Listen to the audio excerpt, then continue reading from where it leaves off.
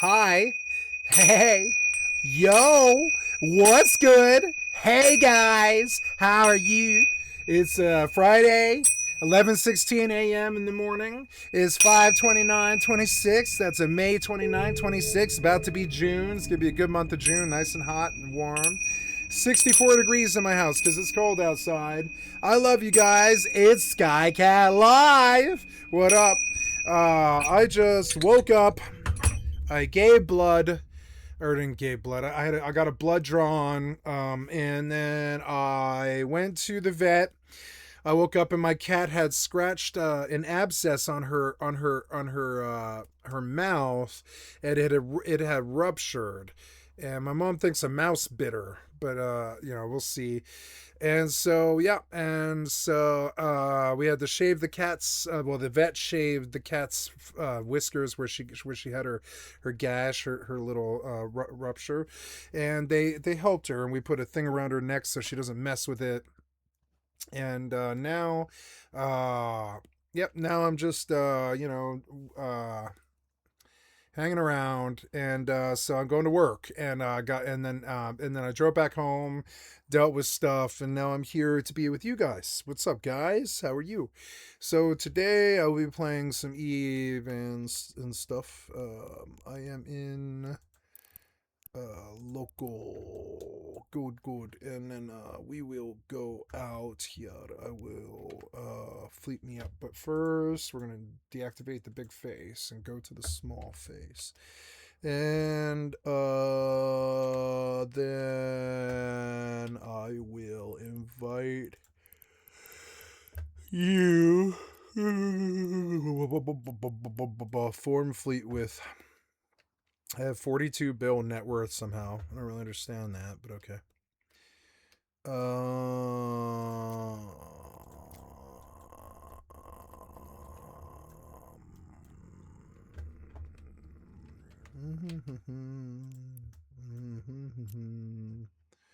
Very good, very good. For now, we'll just leave the graphics up, yeah.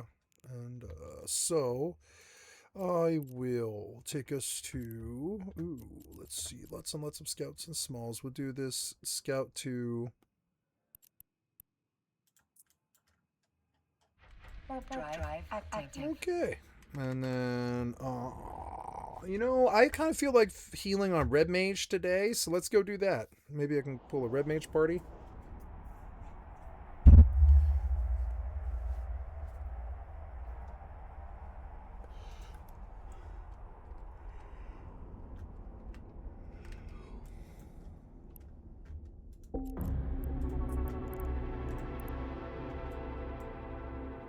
Warp drive active.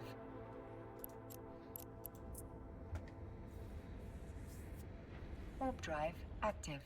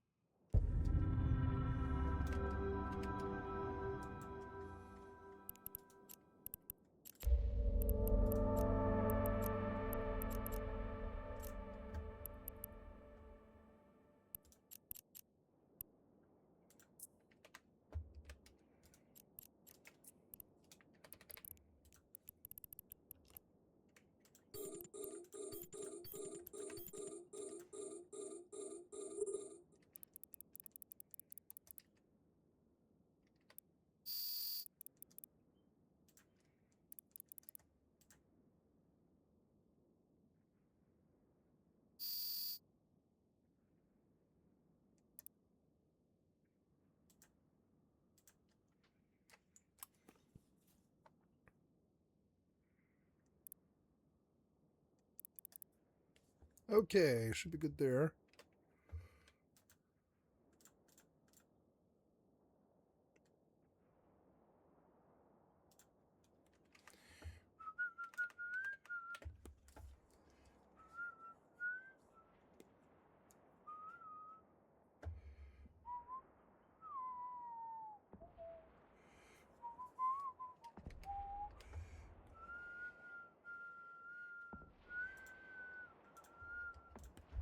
Your opportunity to go and try and fill up the Astrodome Well, it'll be the type of stuff that I do. It's a mixture of things, you know. It's a little rock and a little country western flavor. Essentially the same show you do at the National Hotel? Yeah, it's the same type of thing. A lot of different type of songs. So I just hope I can put on a good show, What mainly. happened to the Jordanaires? I can't get them out of Nashville, man. They got stuck in Nashville, and you know, they make so much money, and they do so well in Nashville. You can't get them out of there. You know. Do you have any thoughts about the rising interest in country music? I think it's fantastic. You see, country music was always a part of the influence on my type of music anyway. It's a combination of country music and gospel and rhythm and blues all combined is what it really was. As a child, I was influenced by all of that. Do you consider yourself basically a country music singer? I would hate to say strictly country because of the fact that I liked all different types of music when I was a child. You know, of course, the Grand Ole Opry was the first thing I ever heard, probably. But I liked blues and I liked the gospel music, gospel quartets and all that. Do you ever pull out any of those old records from the Sun label and listen to them at all? They sound funny, boy. They got a lot of echo on them, man, I'll tell you. But that's what I mean. I think the overall sound has improved today, you know. In other words, you are available to the public only in films Yeah. for a long period of time. No, I don't think Well, I will think the play most Final important Fantasy. thing I'll is just log. the inspiration that I got from a live audience. I was missing that. I didn't. Was it rough at the International? Was it a little bit of a strain on you after not being out front? It was always tough, but I enjoyed it. I enjoy it. Like I know I'm going to enjoy it here because it's live audience and it makes a world of difference. Let me ask you one thing. What's your father up to? He's around here somewhere. Ask him. I don't know. Daddy, what are you up to? Skip the phone. Mr. Presley? Elvis, I want there's you to evidence meet of start. Mr. Elvis's father, Mr. Vernon Presley. Could you come right in and sit down there? Vernon, don't sign nothing unless I check. I can't write. I never signed this. It's just fresh air, man. Elvis, there's quite an evidence of sartorial splendor. Does this indicate that the Well, what? What? the attire is not one that we are familiar with seeing? you on? It was taken from a karate suit, just a regular karate type outfit. Are they coming to get me? Is that it? I mean, does this indicate that with your type dress and everything now that you're changing a little bit of style, perhaps in deference to what you did a few years ago? I don't know. My God, he was high on cocaine. I think that you'd have to see the show. You know, it's difficult to tell.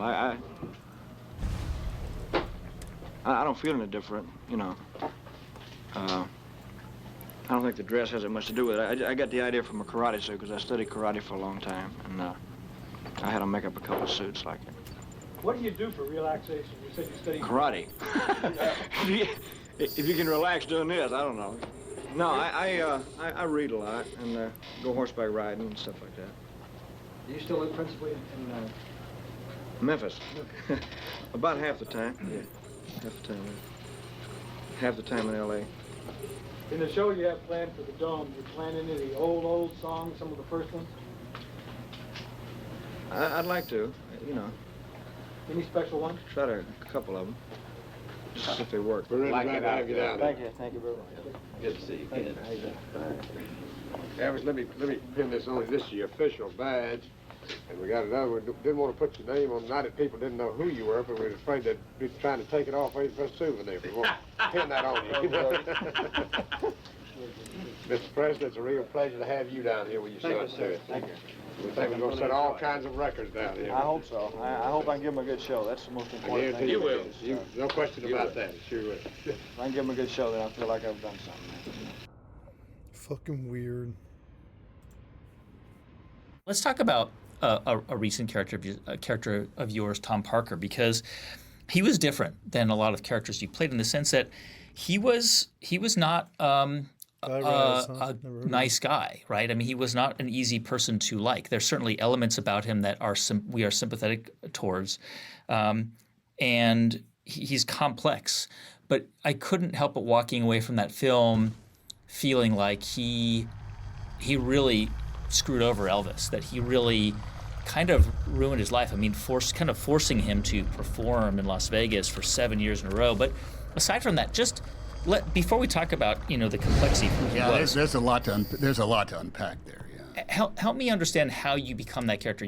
So Baz Luhrmann says, "I want you as Tom Parker." This is a guy who was like Dutch, but he kind of hid that. He pretended like he was sort of a Southern honorary colonel. All of these weird things. He hid his past.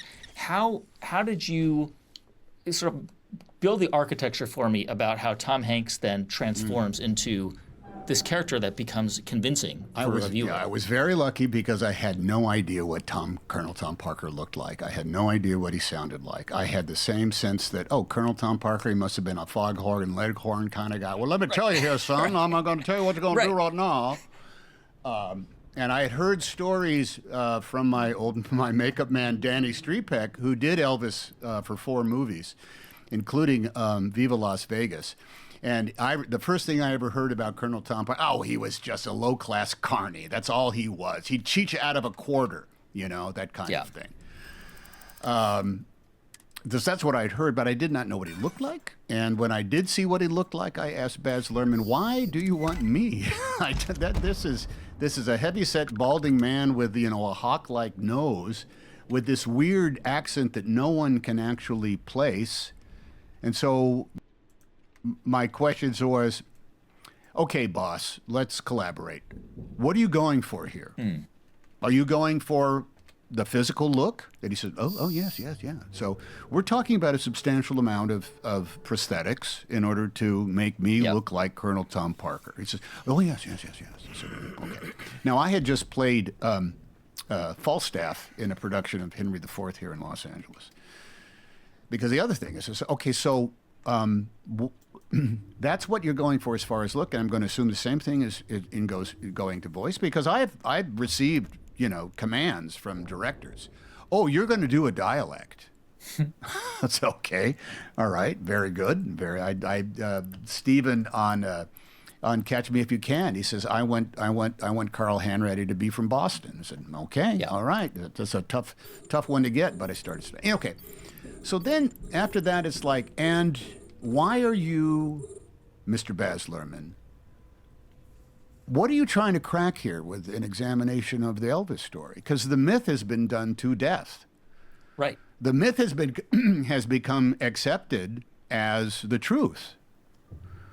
And he said, exactly. As far as Colonel Tom Parker is concerned, he said, without a doubt, there would have been no Elvis Presley without Colonel Tom Parker. No, right. That's clear. Without a doubt.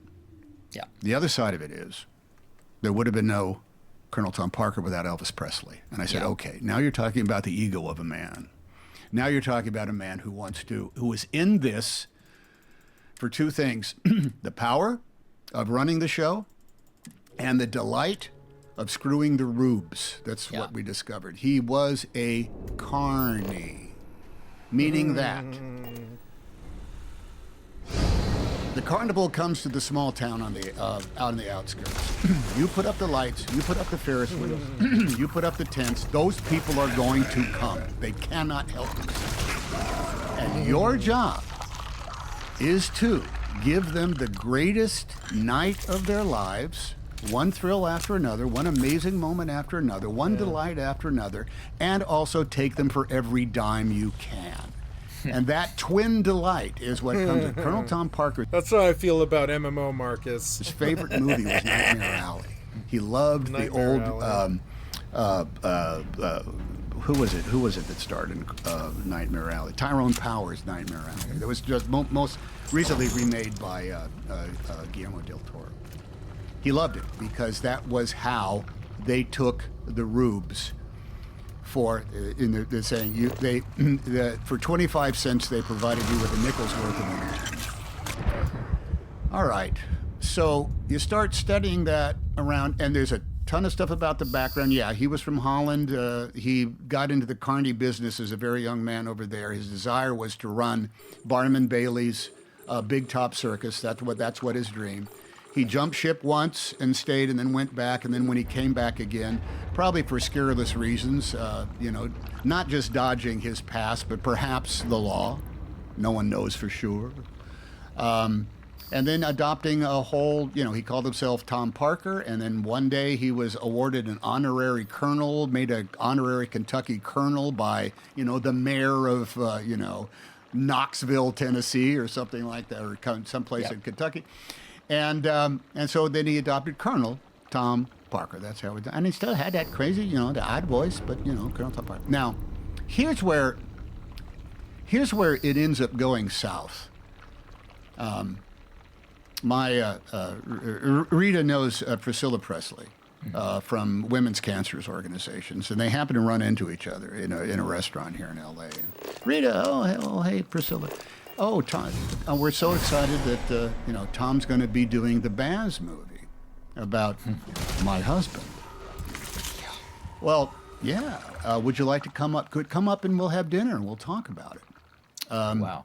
And so not only did Priscilla come up, but Jerry Schilling, who was a member of the original Memphis Mafia, who knew Elvis from high school touch football games back in the day.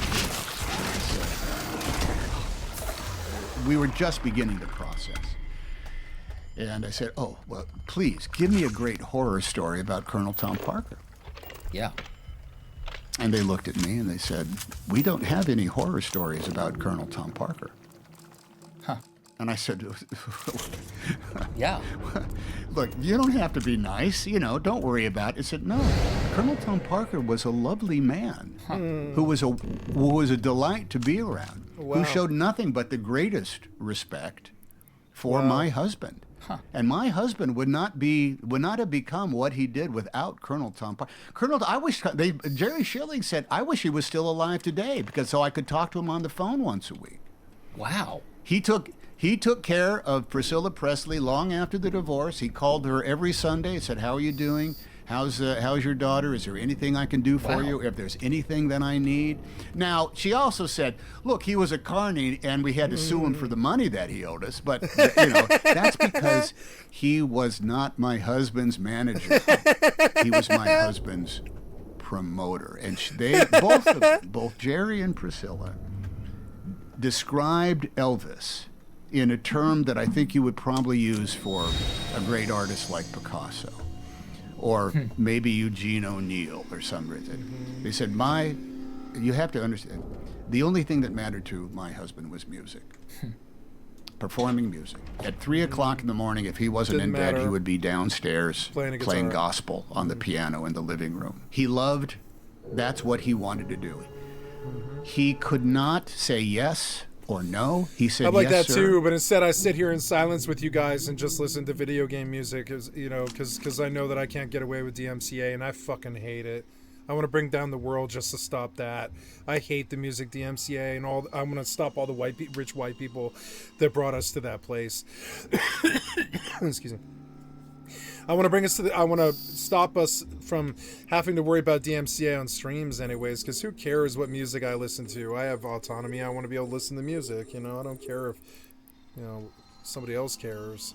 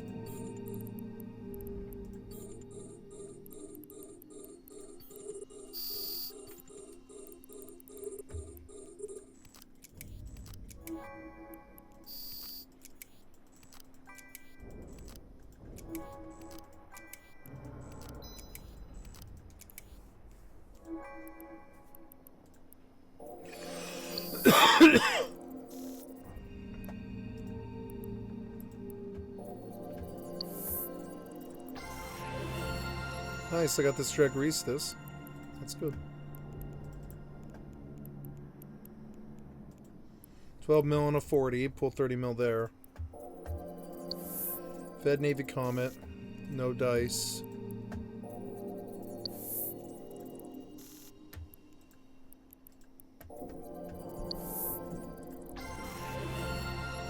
Heavy shield maintenance drone, BPO.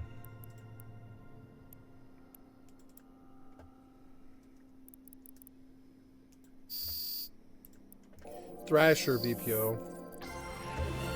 I want it.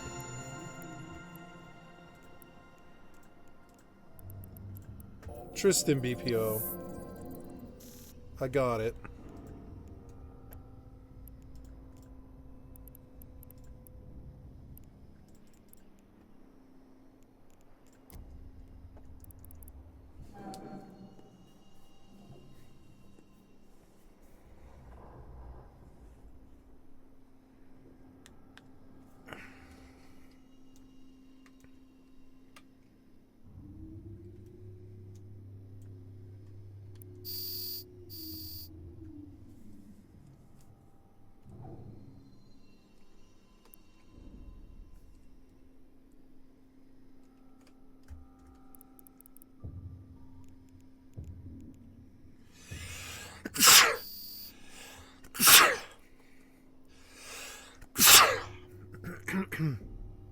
Can't see my drone menu.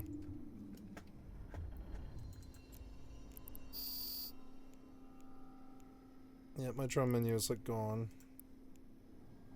Oh, here we go. Watch list. There we go.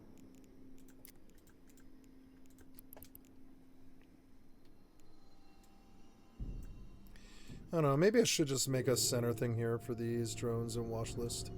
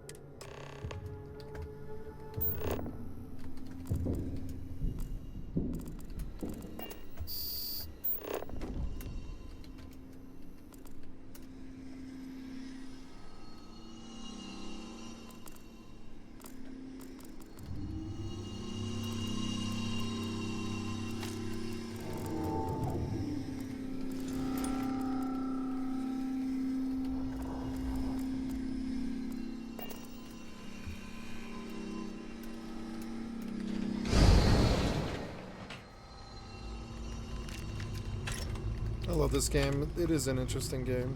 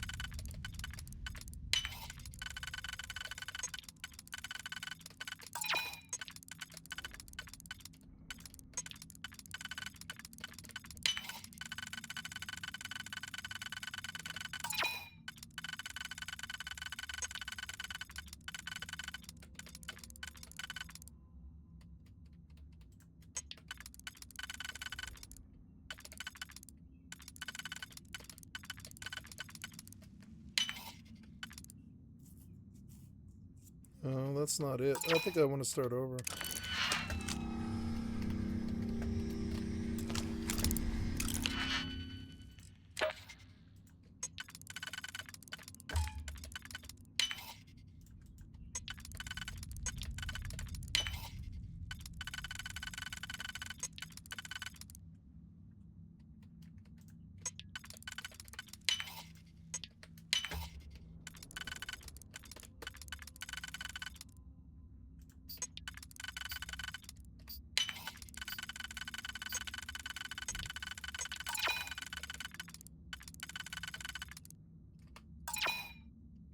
Oops.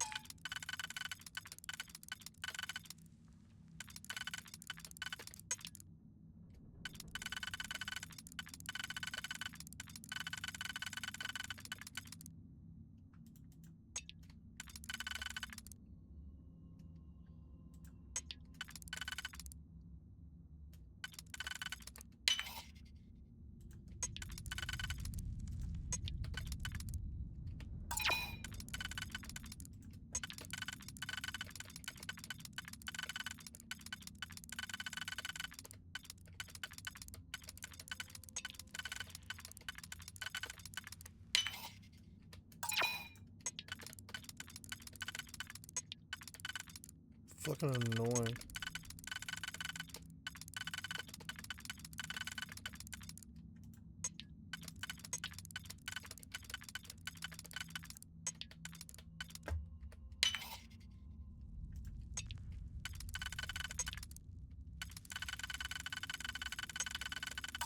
Fuck, I'm gonna try again. You're so annoying.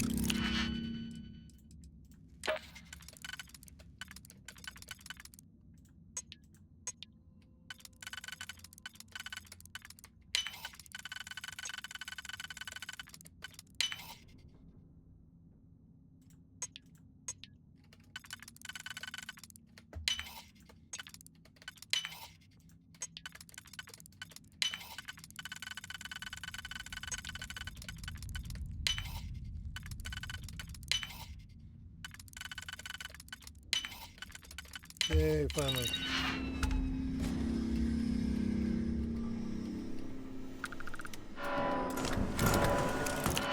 Fuck.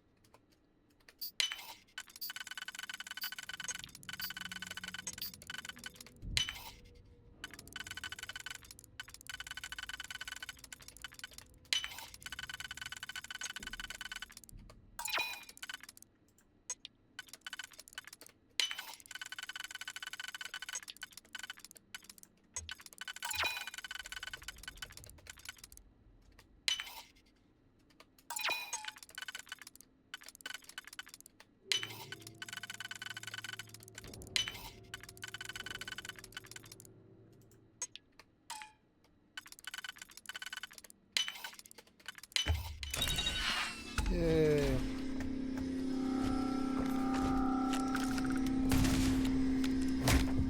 What?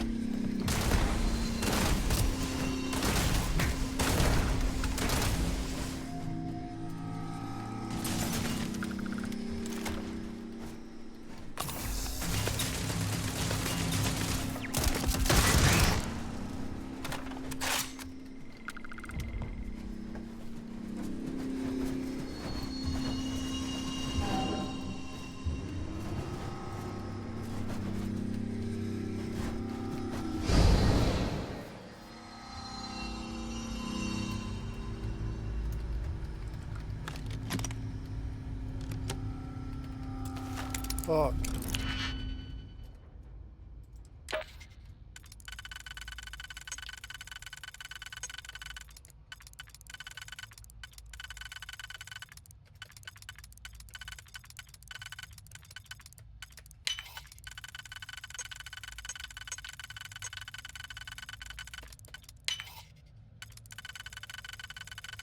No, that's not it, is it?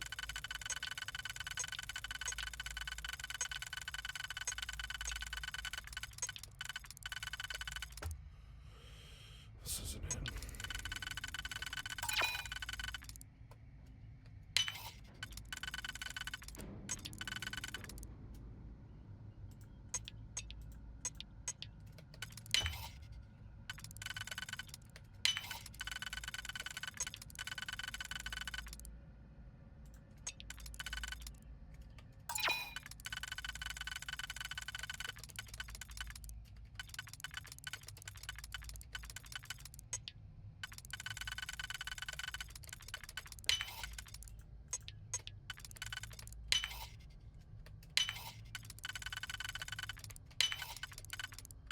Nope.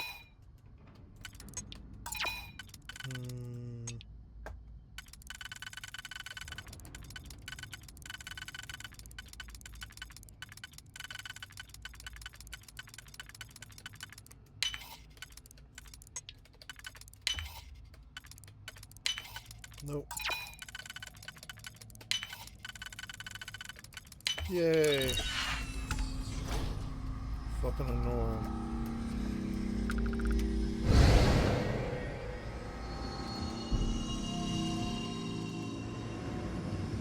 What the hell?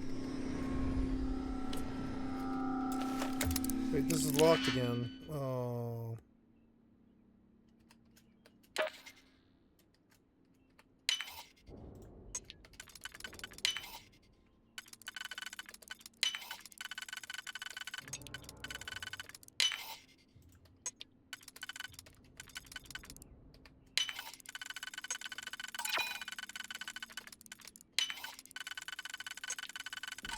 Fuck, that's not it.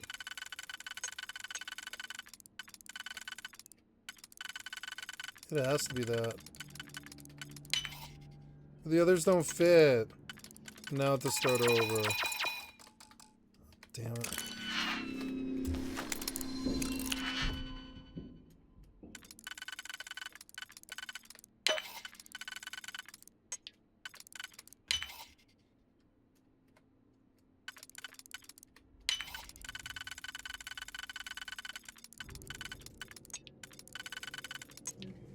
Oh, maybe that's my kitty. I'll be right back.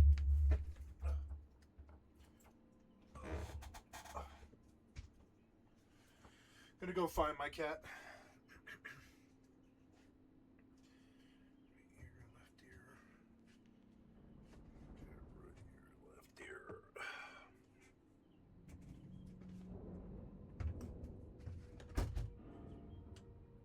Sissy. Oh, you got it off, did you? Sissy, don't dig at that thing. What'd you do with that thing, Sissy?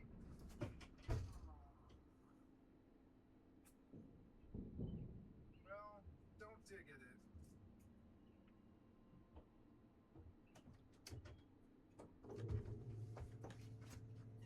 Alright.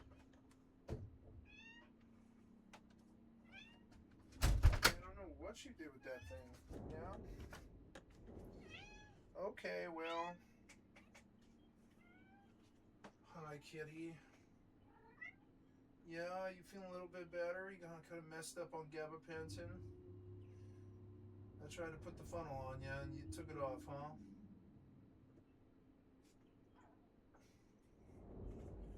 You want some lunch? Yeah, I'm gonna feed you. Yeah, you. I'm gonna feed you.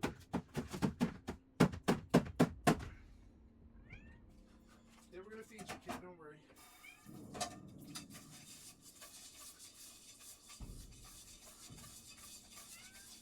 Yeah? You had a crazy day, huh? Crazy day for the kitty. I'm sorry you're not feeling well. We'll move on. We'll float on, kitty. We'll be okay. You happy I took you to the vet? They took care of you, huh? Yeah? Lunchtime for sissy time. Lunchtime for sissy time.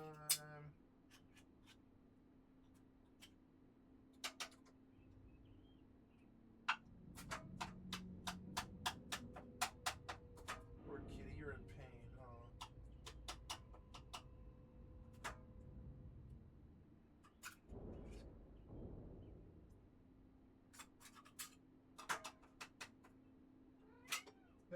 you some treat? You want some treat? Yeah? You want a treat? Give you a whole bunch of treats, kitty. Yeah, we're gonna give you some lunch. Yeah, you feeling some lunch? You hungry, kitty? Okay, here you go.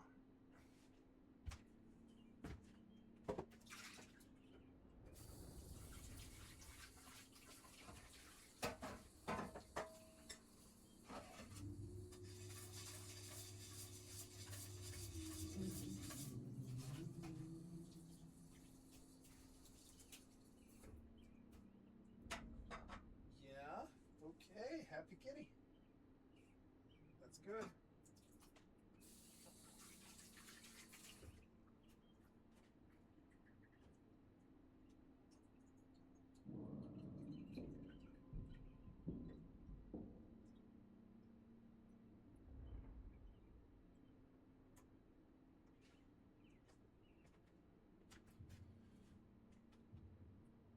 Okay.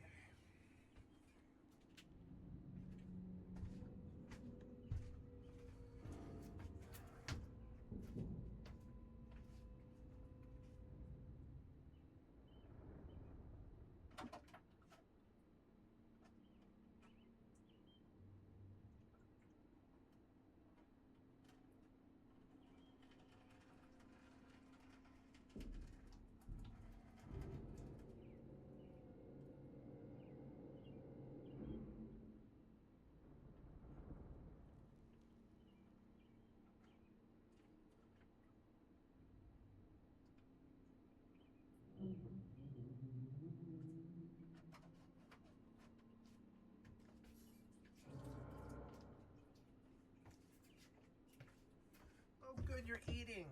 Yay. Eat, kitty, please.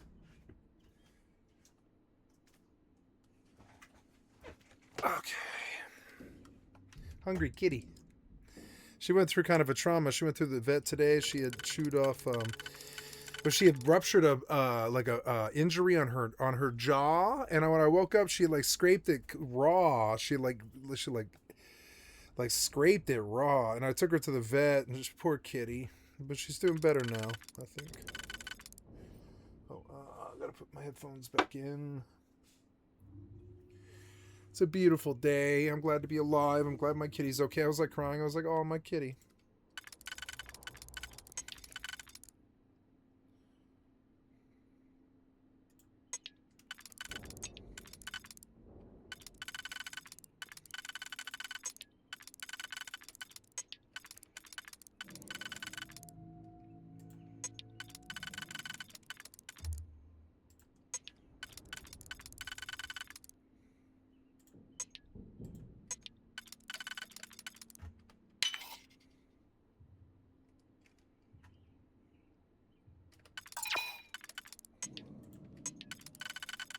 My lovely kitty.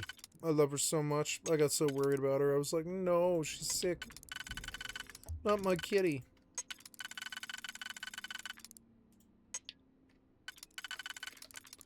This is so annoying. I can't figure this one out. I don't know. I don't see it. I don't think I have it. Start over.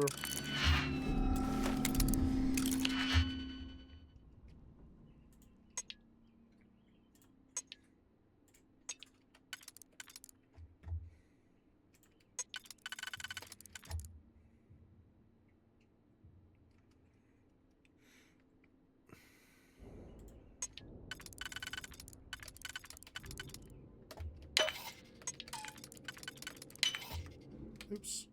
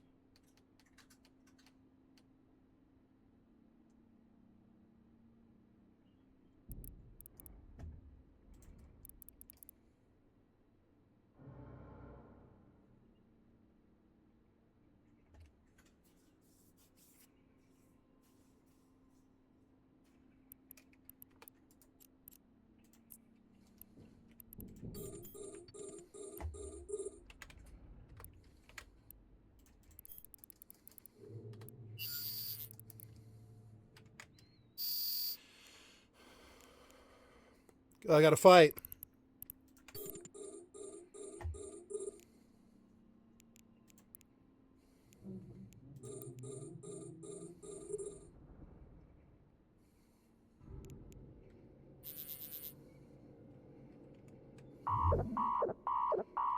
Oh, maybe the burst dies. I don't know.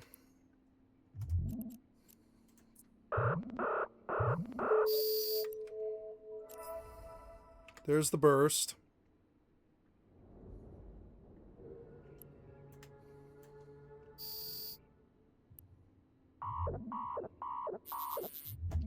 How is he 2v1ing me like this? Come on, man. Fucking dumb. The damage on him stopped. Oh, come on.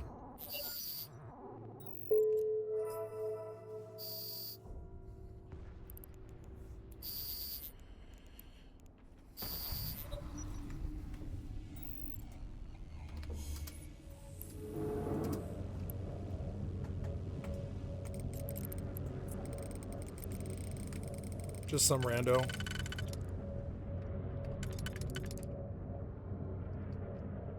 Maybe it's that.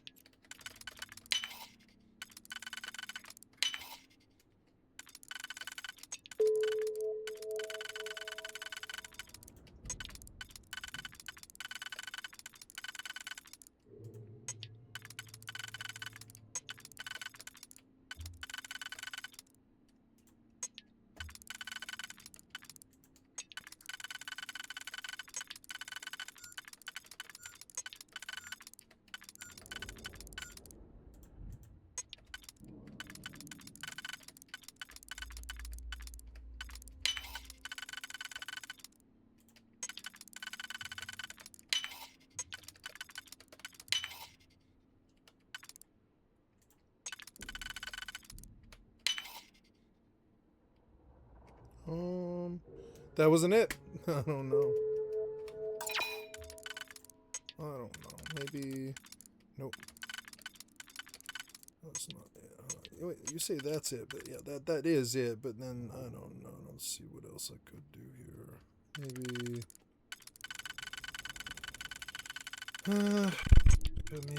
no. That was not big enough. Maybe that. No, I don't think that's it either. I think I lost this one. These are like the hardest doors in the game.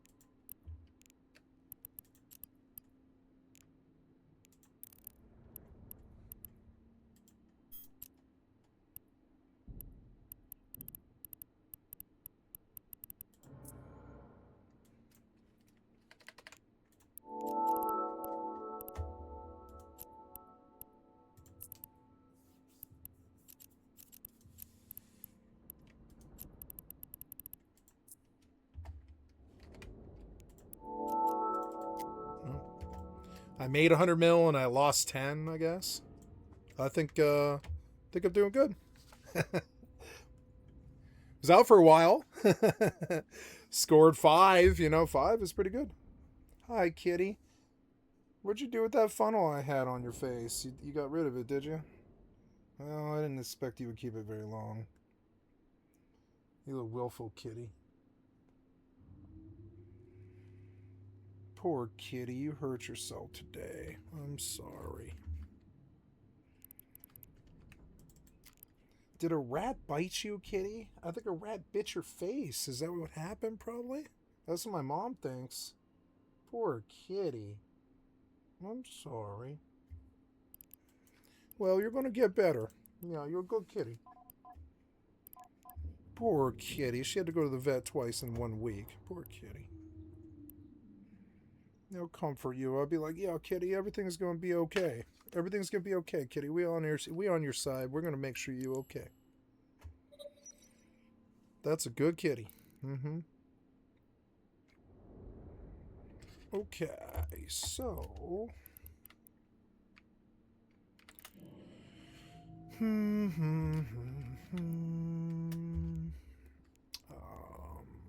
will slightly obstruct for a moment.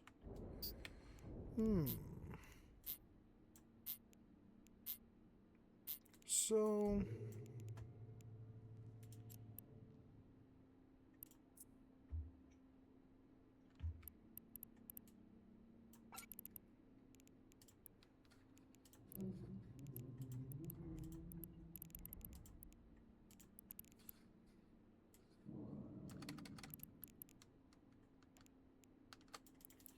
Now,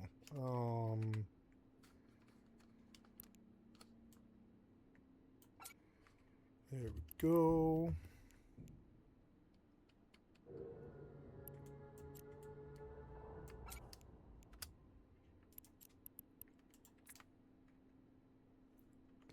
Are you chewing at a what happened to that bandage that was on your leg? Did you get rid of that thing? Did my mom get rid of it for you? Yeah, she probably did, huh? Well, you're a good kitty.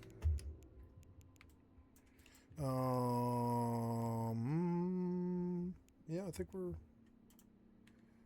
set here. Just gotta go and get that done.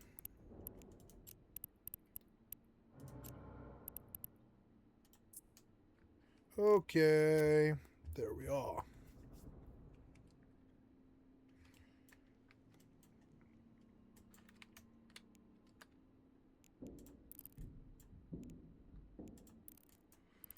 Okay, and then we drop out and go unduck. Unduck.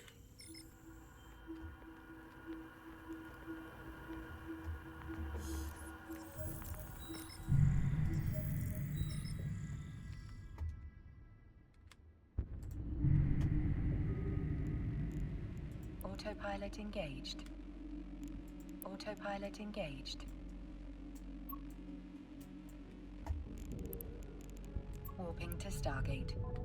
Warp drive to Stargate. Warp drive active.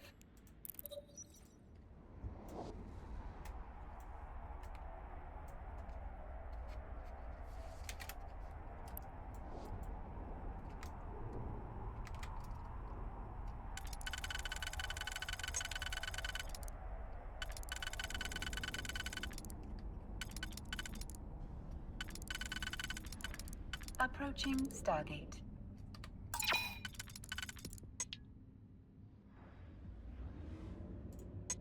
Approaching Stargate.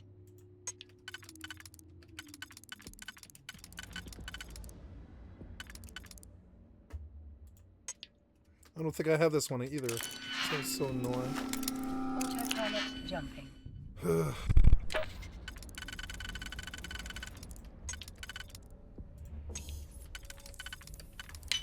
Autopilot jumping. Warping to Stargate. This one looks a little easier. Warp drive active.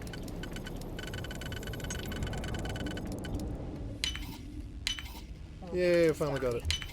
Warp drive active. Yay, I finally got it.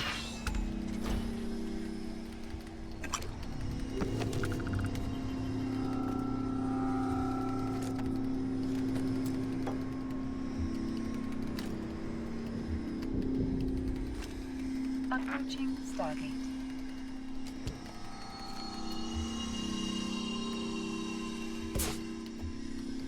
Approaching Stargate.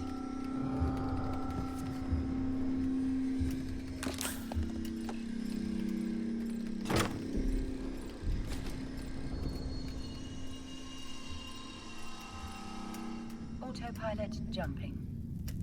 Autopilot jumping.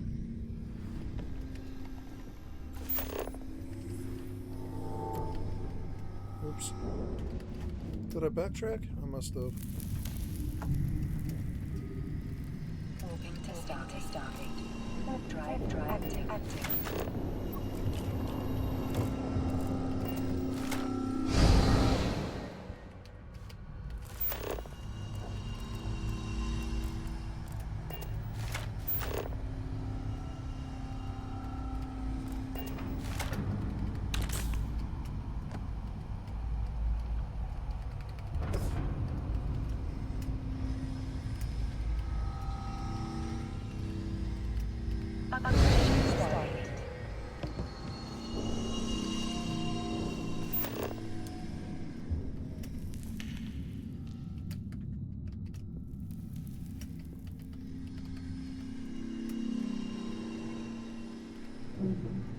Autopilot jumping.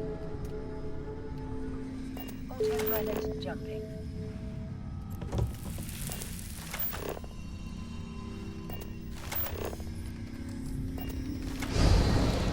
Warping to Stargate.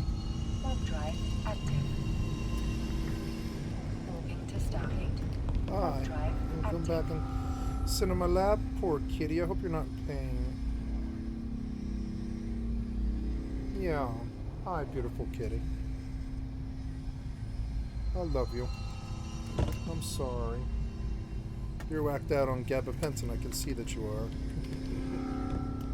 She's like, I'm feeling pretty good. No pain. And I'm like, that's good. No pain, huh? You can just sit in my lap and stay warm. We love you, Approaching kitty. Stargate. This wasn't it. I don't really know. This puzzle sucks so much. Approaching Ugh. Stargate.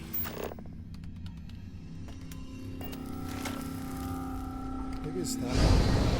I really don't know. No. Autopilot jumping.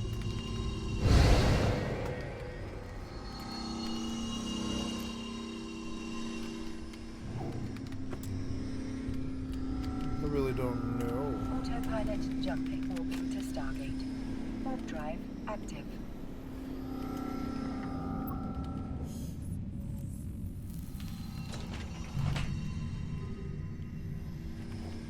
This is where I came in. Warping to Stargate. That's where I want to Warp go. drive active. There's a red door in the way. Particle accelerator door.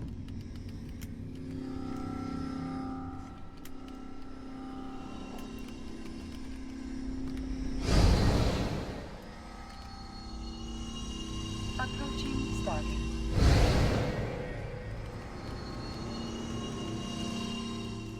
This isn't it.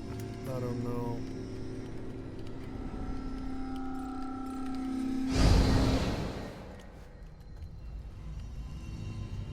Autopilot approaching Stargate.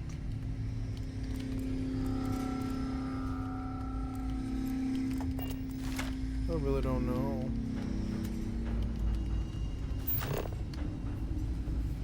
Warping to Stargate. Warp drive active. I feel like I haven't been here.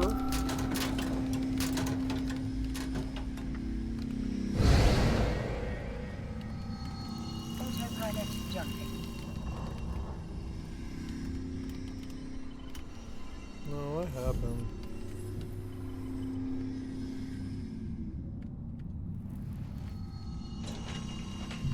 Warping to Stargate. I really drive don't know. active. I really don't know. I don't know. Tell me where to go. Stargate. Piece of shit developer, can't read your idiot mind. What do you want from me? Where do I go? You piece of shit developer, where do I go? What do I do? Where do I go? Piece of shit developer. I can't read your fucking idiot mind. Autopilot Where do you jumping. want me to go? I've gone all over this hallway 15, 50 times. Doesn't really matter how many times. Been all over this highway, all over this fucking stupid ass room. And I can't figure out where to go. Because I can't read your idiot mind. What do you want, developer? What is it you want from me? What do I do? Where do I go? What do I do? Piece of shit developer. Autopilot jumping. Where do I go? What do I do? Piece of shit developer. Where do I go? Where do I go? Stupid piece of shit cocksucker developer. Where do I go? What do I do? Where do I go? Piece of shit developer. Drive active. I don't know. What's in your brain? We don't know. It's all garbage, human feces, where your brain should be. Where do I go? What do I do? Developer. What do I do? Same 5 hallways. No solution. You really want me to go Google this? You stupid piece of shit, cocksucker, brain dead, failure ass, cocksucker, piece of shit, dead, shit, brain dead, cocksucker ass, piece of shit ass, cocksucker, brain dead, fucking brain dead, idiot ass, fucking developer. What do you want from me? Approaching Stargate. Where do I go? What do I do? Where do I go? What do I do? Really? Did you really think this was good design? Look at, come on, man. I've been doing video games for 30 years and I have no idea what you want from me. What do you want from me? Active. Oh my god, was it going downstairs? I can't tell. All of it looks the same to me. Okay, it looks like I appeared to have found the way forward. I don't know. It all looks so similar. I have no idea. Jumping.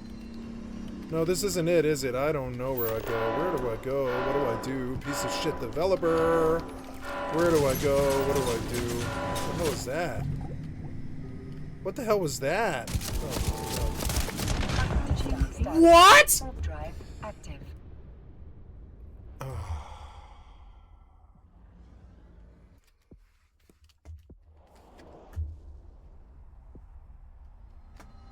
Just great, you fucking piece of shit, cocksucker, failure ass developer, and your fucking personal problems. How far did you send me back? Jesus Christ, you suck dick, you piece of shit.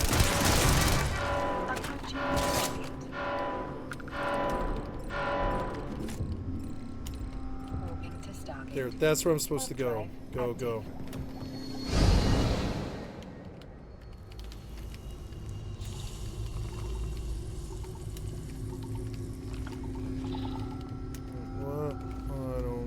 Is that it? Oh god, I don't know. Try it. Approaching Stargate. No, this isn't it. It's the same bullshit ass puzzle. So this doesn't go anywhere, and I don't know why you designed it like this. So go back to the hallway. Oh, never mind. I can go out, but I can't go in. Okay.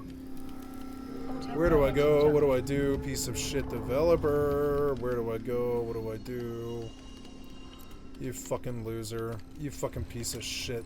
Why do you think this is okay? You know kids play video games. You think they're really gonna want to waste their time with this hallway puzzle? Please get better at what you do, you stupid piece of shit failure.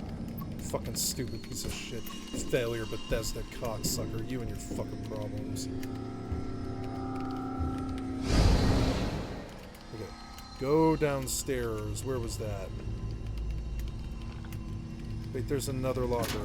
The same loot again. Oh my god. Are you just respawning the same level? Anyways. Where do I go? What do I do? Piece of shit developer. Why did you think this was okay? You stupid failure ass piece of shit cocksucker. What the fuck's wrong with you? Piece of shit developer. Why did you think this was okay? It's not okay. Don't ever design like this again. Don't ever be like this ever again, piece of shit developer. Just saying. Don't ever be like this ever again.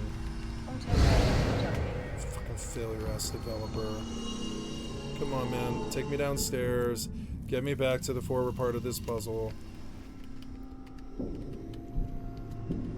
So, that's not it. There, that's it. That's it.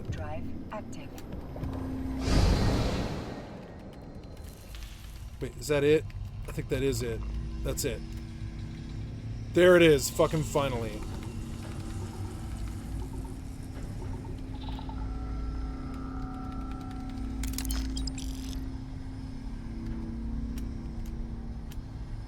Autopilot jumping.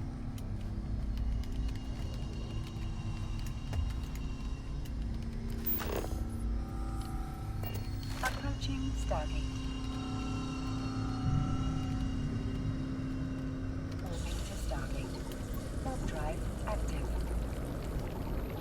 Where do I go? What do I do? Piece of shit developer. Where do I go? What do I do? Piece of shit developer. Autopilot jumping. Where do I go? What do I do? Piece of shit developer. Why can't you get better at this? Couldn't your broken ass, busted ass brains do better than this? Isn't this it? Hold on. Is that it? I should have looted that crate, but I don't know. Where do I go? What do I do? Piece of shit developer. Where do I go? What do I do? Why did you think breaking the fucking pace of the game was worth this terrible ass piece of shit cocksucker puzzle? Just like you, piece of shit cocksucker brain dead developer. Just like you. You and the puzzle, you can suck each other's dick. Jesus Christ. You and that puzzle can suck each other's dick. This was a terrible puzzle. Never ever do stupid shit like this ever again. You and your goddamn door puzzle. Suck my dick, Bethesda failure. Suck my dick, Bethesda failure. Recalibrate. Remove combat inhibitors. Go. Good. Remote robot. Update frame info. Recalibrate. Oh, my poor kitty. She's had a pill. She's all wasted in Ibiza.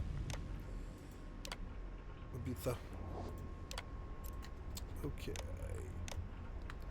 Go. Remote alarm control. Disarm. Good. Now, security system. Lockdown override. Oh, good. Is there any more of this puzzle? I don't want any more of this puzzle. Don't do any more of this puzzle. It's fucking terrible.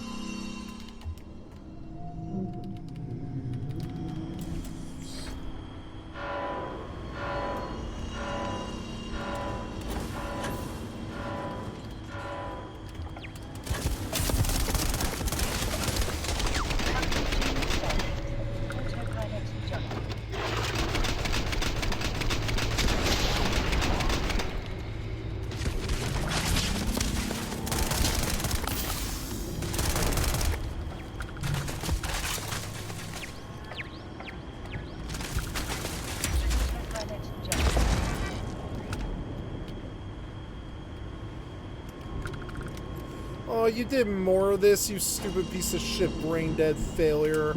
Fuck you and your fucking problems. You did more of this puzzle. Please stop. Please stop, you fucking stupid piece of shit.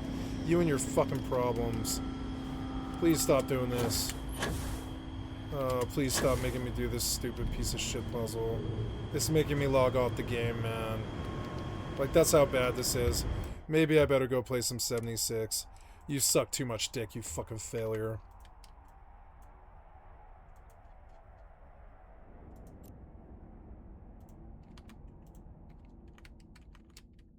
Approaching station.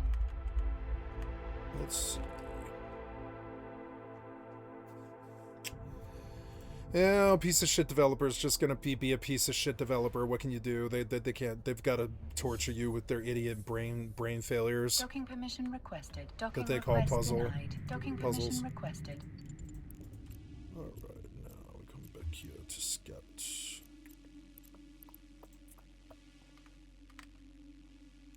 Docking permission requested. Docking request denied. Autopilot disabled. You in the warp. You in the warp. Why?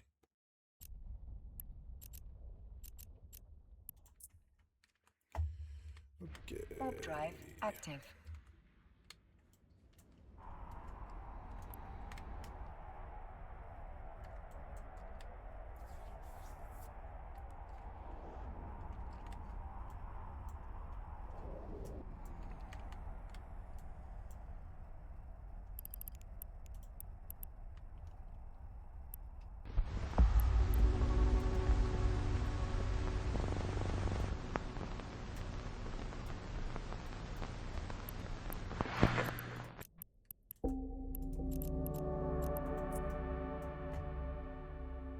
Warp drive active.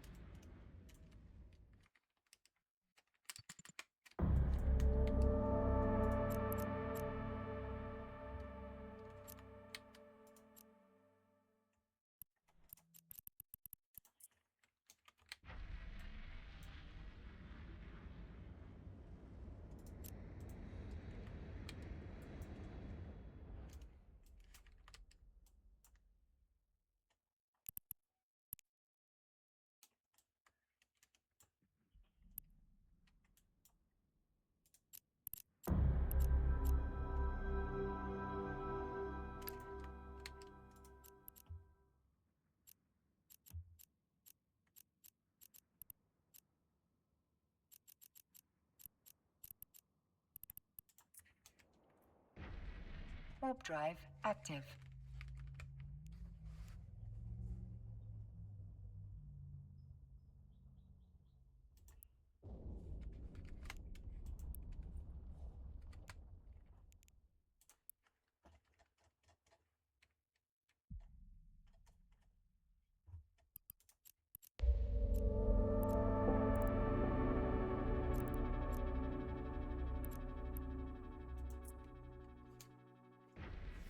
Warp drive active.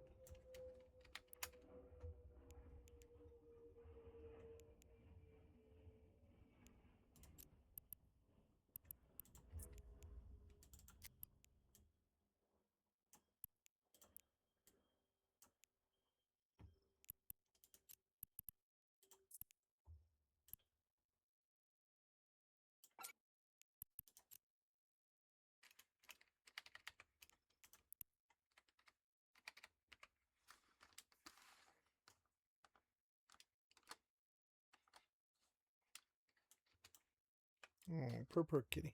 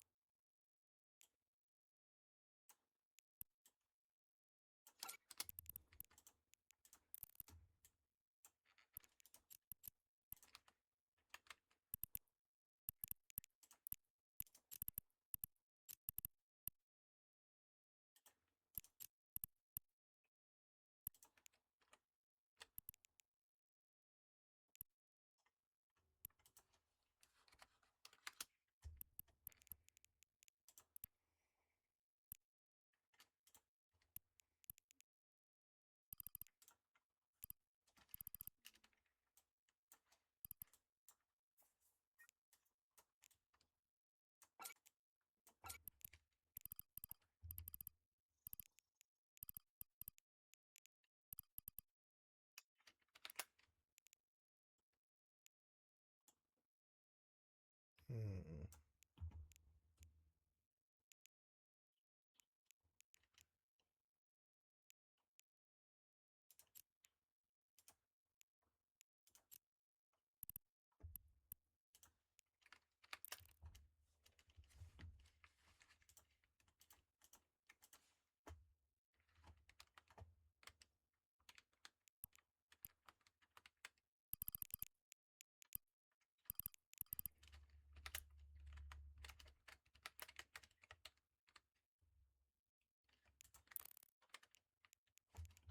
Hmm.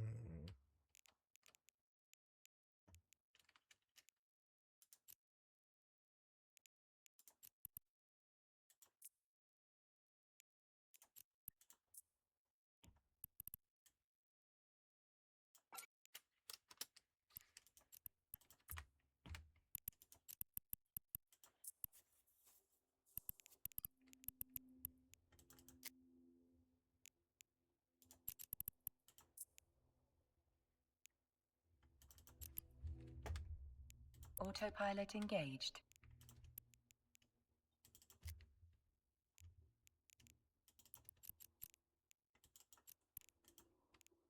Warping to Stargate. Warp drive active.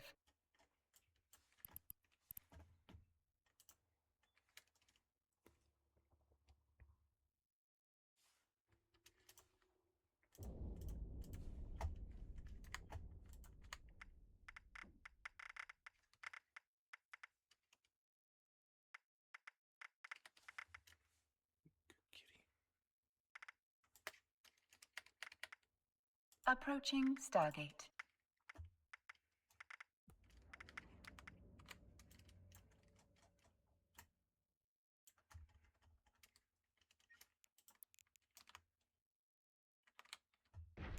Autopilot disabled. Autopilot engaged. Autopilot jumping.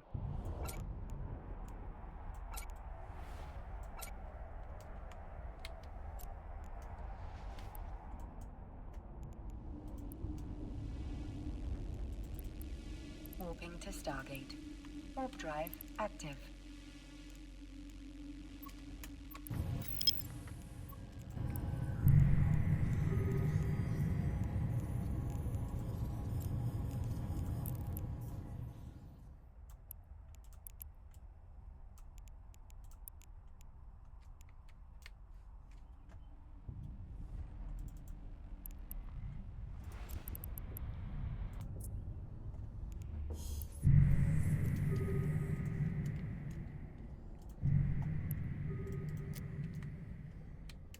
Approaching Stargate.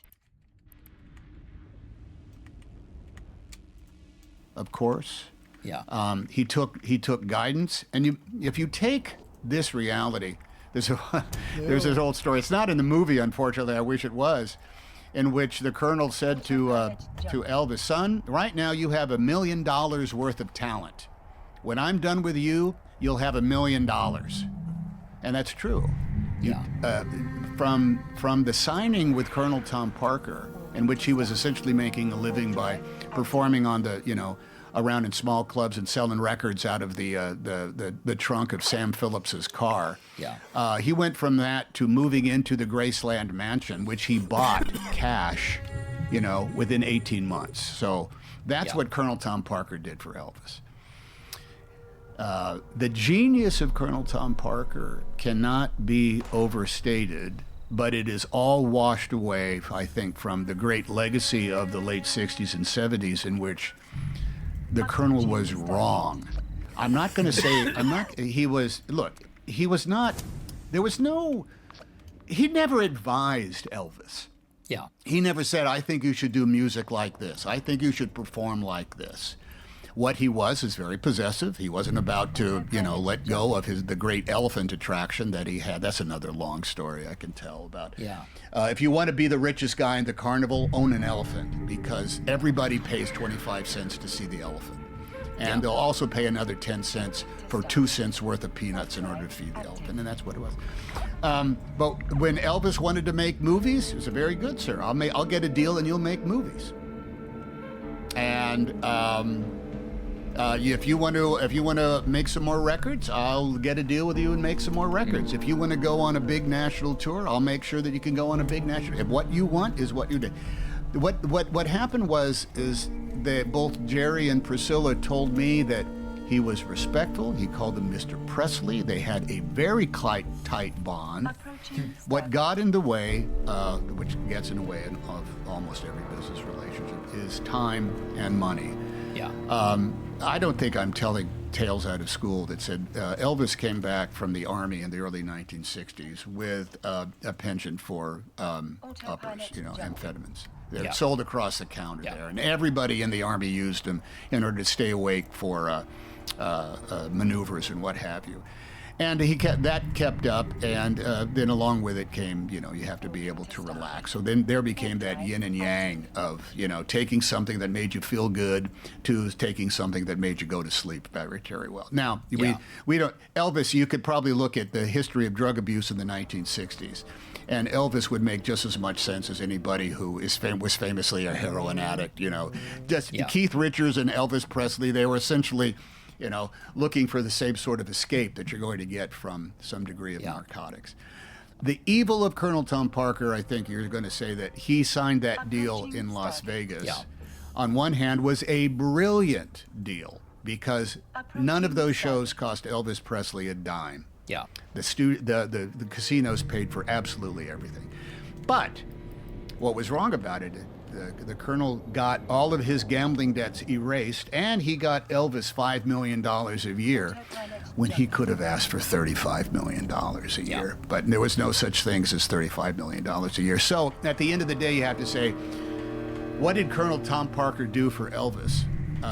He made all of his dreams come true. At the same time, he turned them, I think, into the elephant chained up inside a tent that people paid 25 cents to see. I'm sort of like just kind of gobsmacked. That's the story. I didn't really talk about Yeah. the character. I mean, that's the logic of Yeah. what has to come out in the character. So when I'm talking about, you have to understand, I have to understand the logic of why these people do what they did. Colonel Tom Parker ran Elvis's career in a very specific kind of way. Why? It's because he knew he had Picasso. And in order to make Picasso more valuable, you have to make him less accessible. And so he took him off of TV. If you wanted to see Elvis Presley, there was only one way to do it. You wouldn't see him on the Steve Allen show after that one thing. You wouldn't see him on Tonight Show. You had to buy a ticket, you had to buy a record, or you had to listen to pay radio, in which they made money off of every time it played. I wonder, though, I mean, your portrayal of Tom Parker, I mean, I'm sort of kind of gobsmacked that Priscilla Presley, was saying those things about him, because while your portrayal was certainly sympathetic and you walk away understanding that he was responsible for Elvis's stardom, you also or at least I walked away from your portrayal thinking that there are sociopathic tendencies in him, that he's a man who lacked empathy. He was,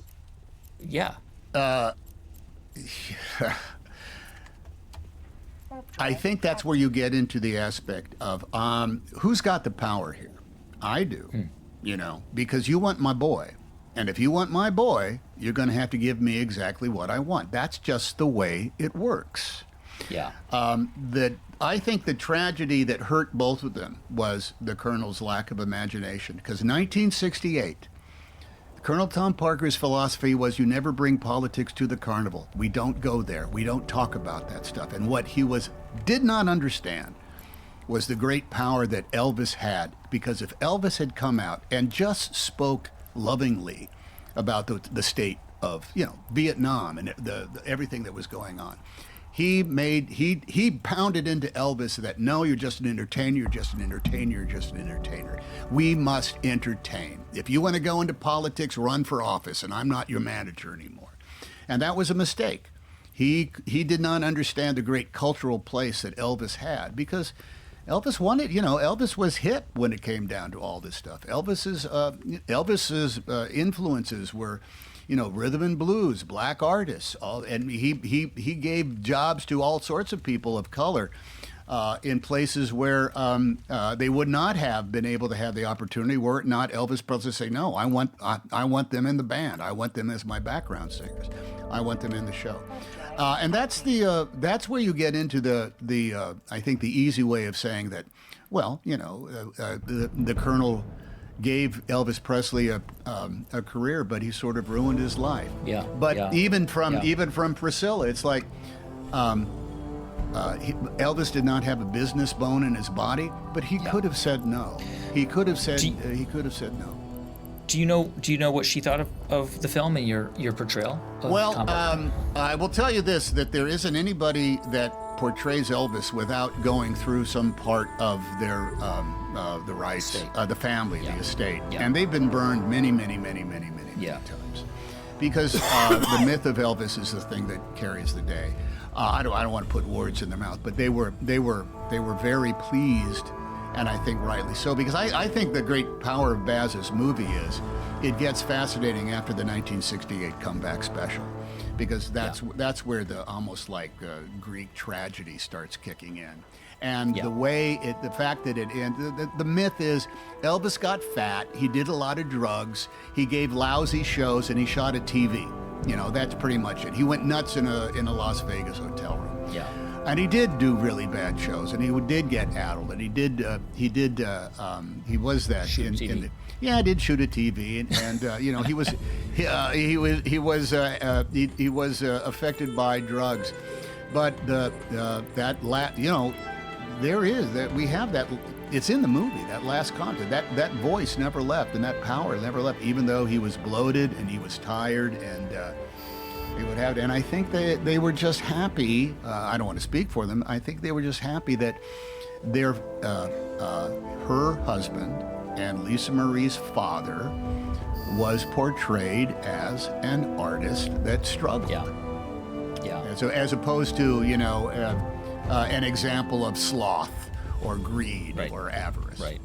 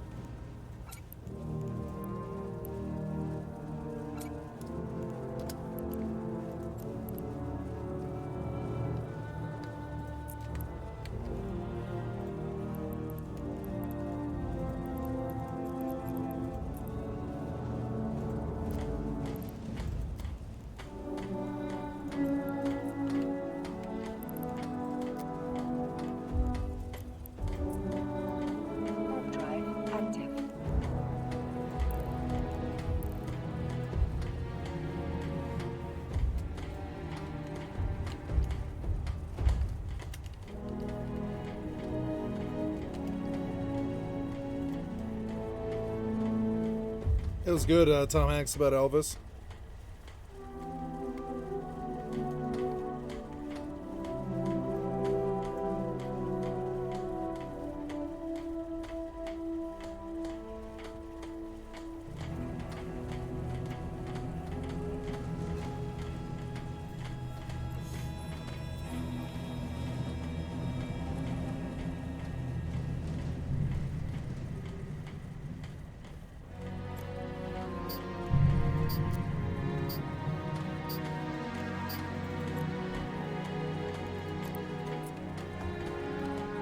Warp drive active.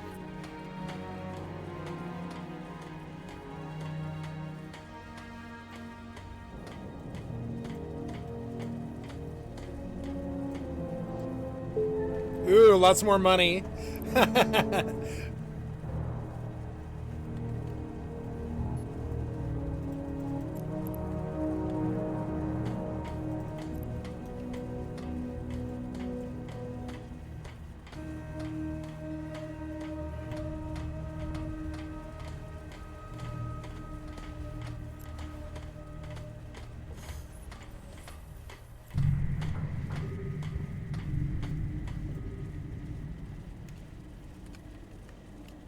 Autopilot engaged.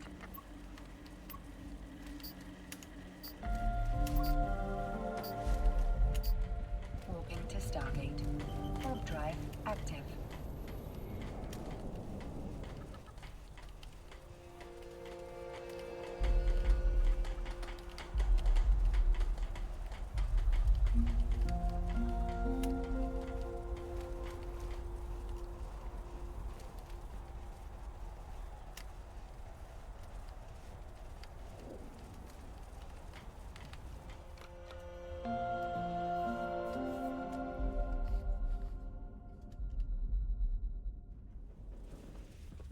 Approaching Stargate.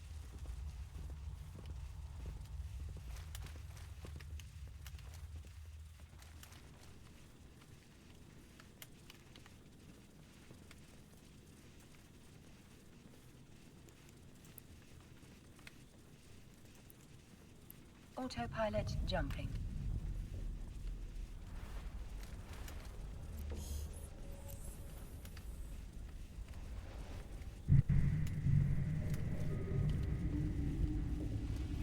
Warping to station.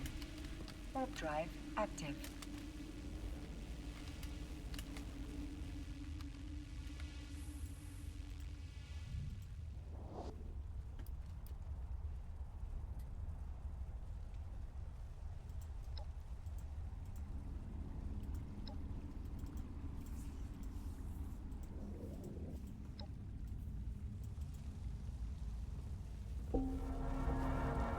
Approaching station.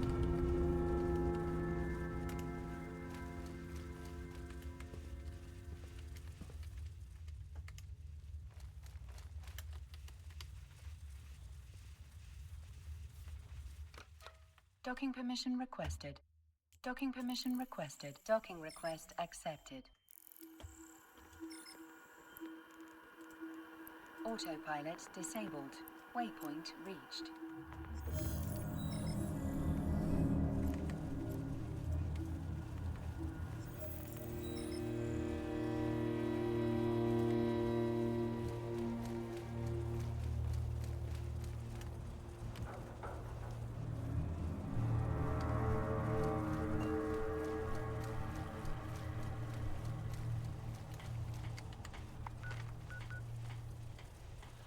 Find Aubrey at the observation camp, so I'm going to teleport out.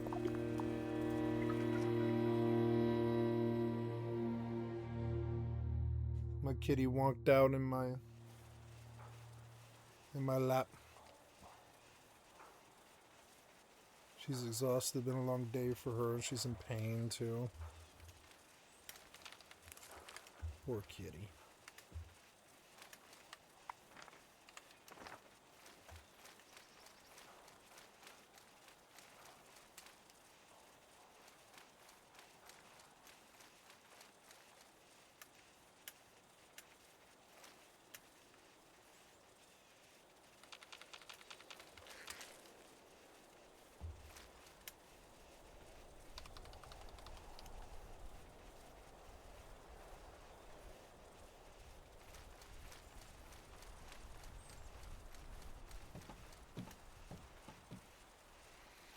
Yeah, I think it is now.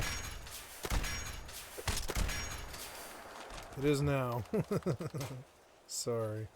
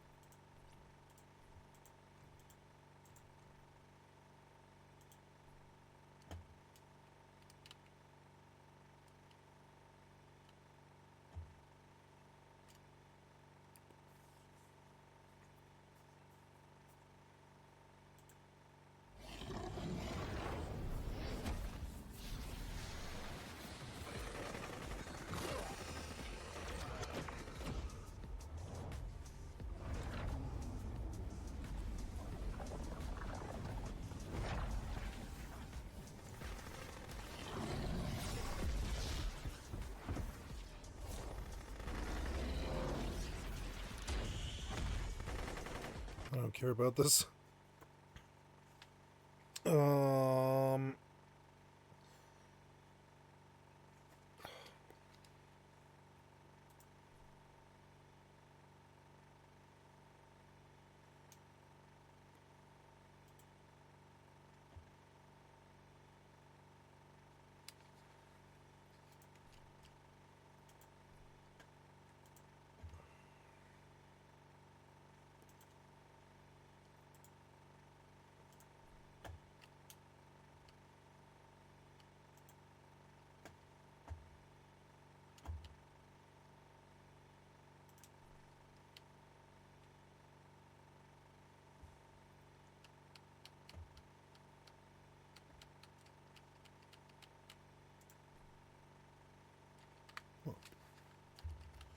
Yeah, but what about the challenges? You didn't. Oh, settlement items pending.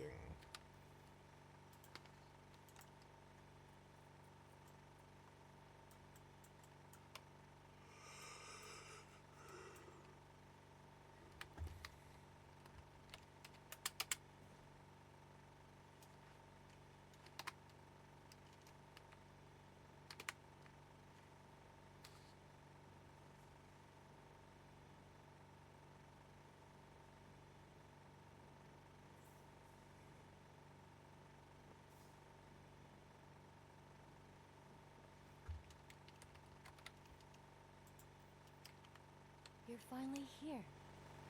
I've been waiting for you. I am sorry, but that doesn't mean... The floating with nightmare 2. In the language of the Kornel. Once you enter, and be careful, there are different quickful dream doors. Are interested? Besides that, so, if that is up...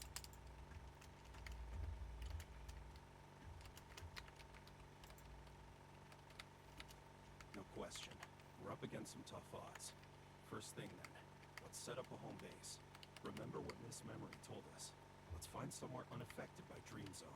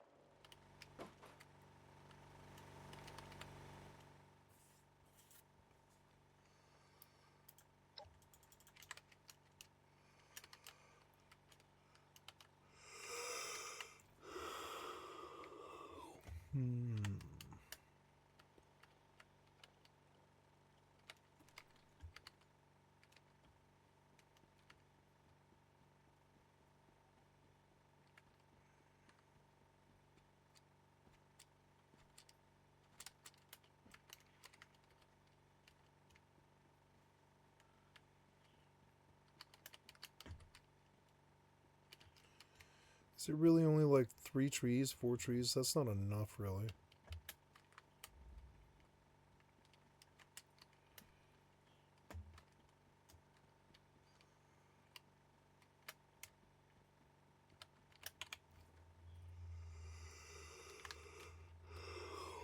I will need some place with steel, but not right away. I guess we could build here right for now. This is enough trees and stone. I was hoping for more materials than this, though. Here, this is perfect. We'll take... Oh, there is steel here. Oh, good. Here. This is good. So...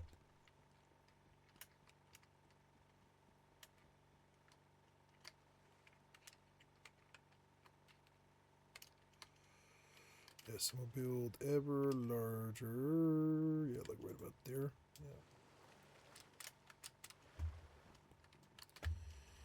Okay, gather any crops, sweet corn, orange berries, and stuff. Yeah, there's like good crops over there. We'll swim.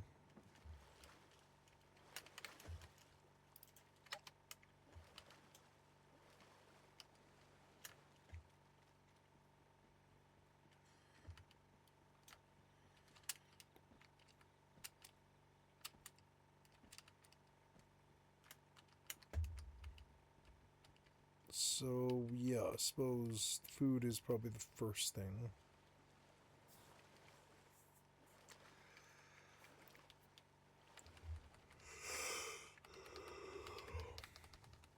Okay, sugar, corn.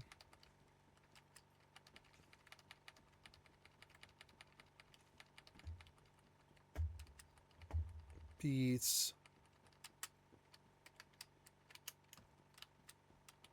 Get in there. Beets. Bears, beets, Battlestar Galactica.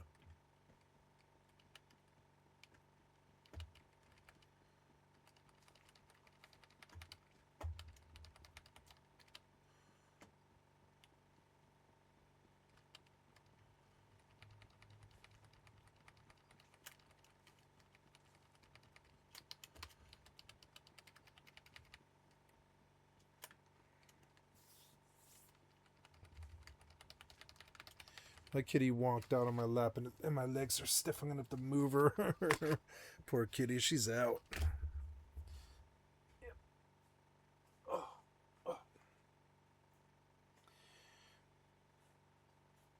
Okay, kitty, I'm going to pull you up, and I'm going to put you on my lap like that, okay? There you go. Good kitty. Then I'm going to put a blanket on us. Yeah, like this. There we go. Good kitty.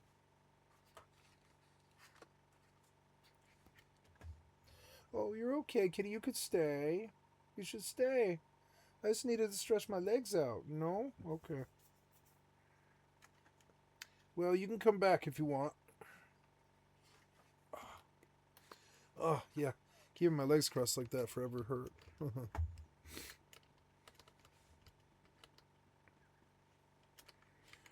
Oh, my camera messed up. I didn't realize.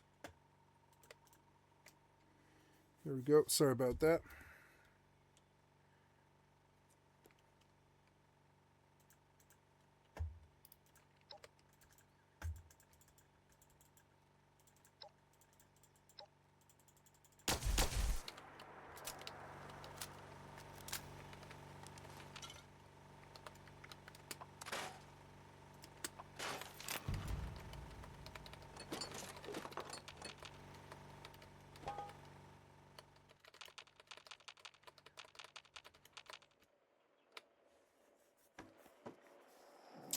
I'm gonna sleep in your bed, buddy. Sorry.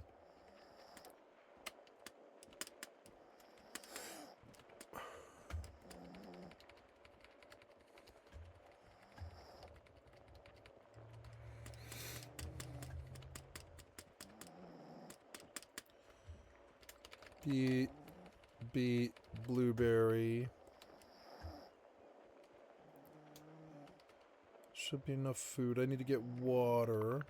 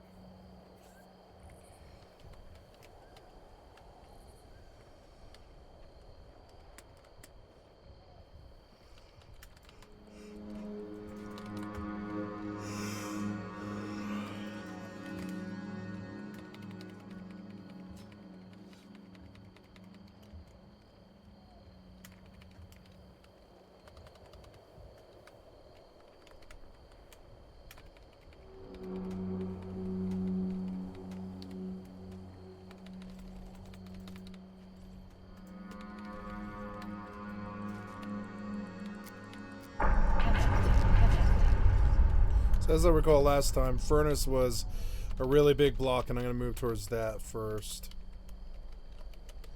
The secluded cave. Now I talk to Paige again. But I can warp to Foundation, which is super good. I can just come back to my camp. We'll speak to Paige. Ooh, mushrooms. Okay, got stone. I'm going to get... Or, got wood, and I'm going to get stone now.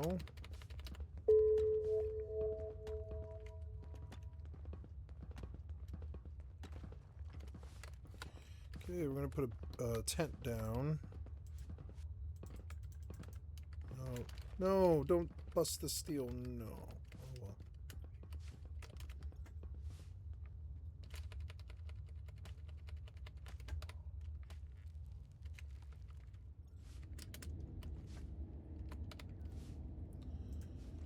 Okay, I want a torch. Oh no, I need stone for that, I guess. Oops.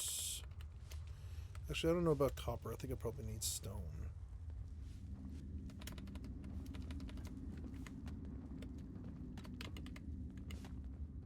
Okay.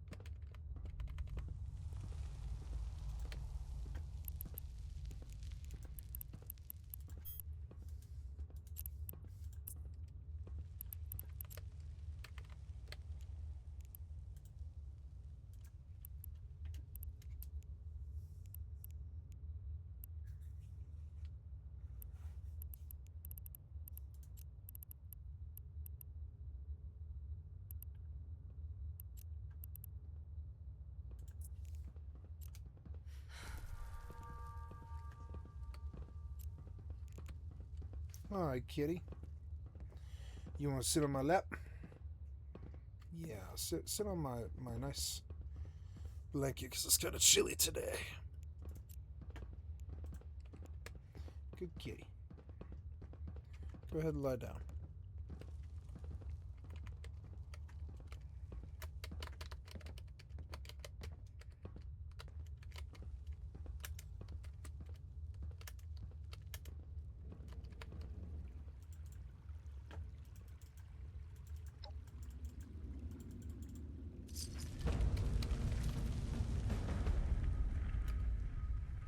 Yeah, that's a good kitty. Kind of walk out there. Get yourself a nice nap.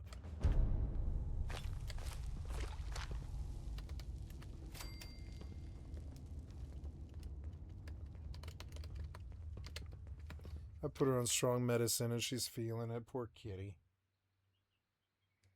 Well, I'm here with you. I'm your best friend, kitty. I got you.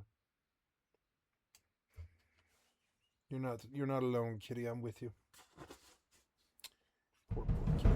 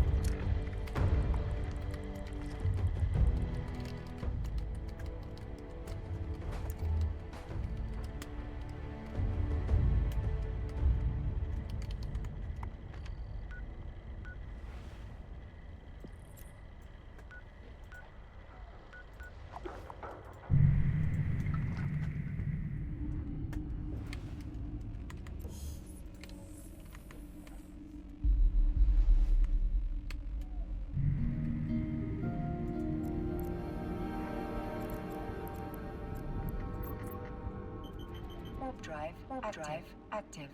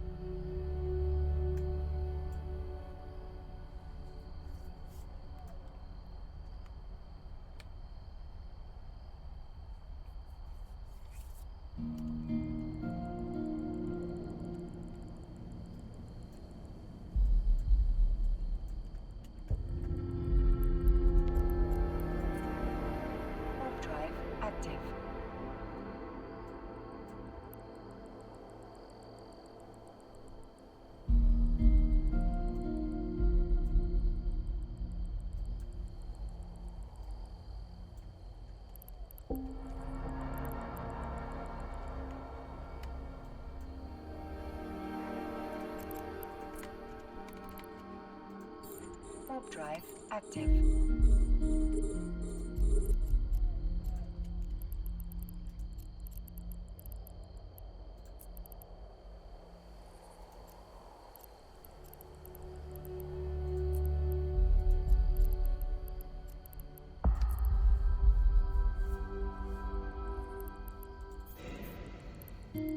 Here's 6 mil worth of stuff.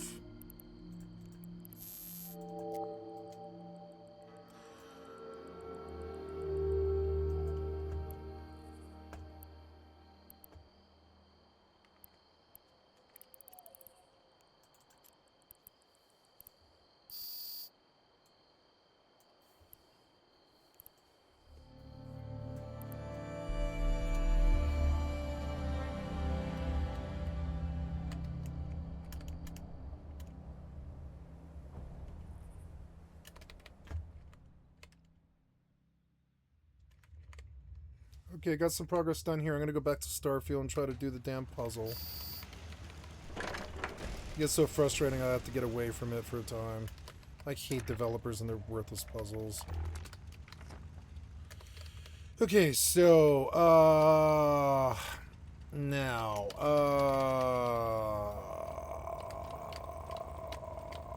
I came here to try and change my sniper rifle to this scoped lever action.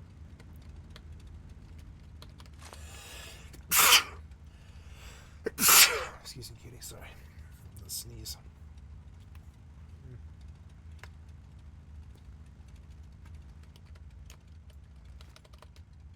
Okay, this thing uses 45, so I'll pull it back out of the thing and put this weapon away.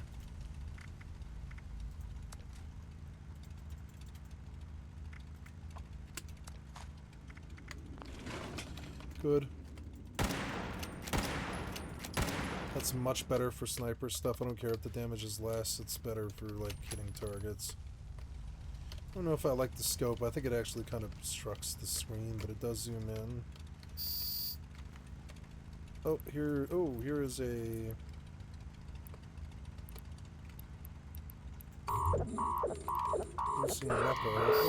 Oh, I'm dead. I'm dead instantly. What the fuck?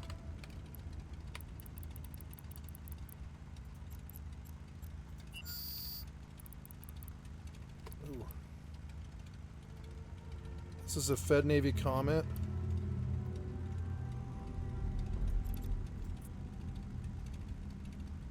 Why? Oh no, he's just getting my damage stopped for whatever reason. Don't know why. Damage stopped. Don't know why. Damage stopped, he's just gonna kill me. Well, at least it was somebody else. Wow. Good fights.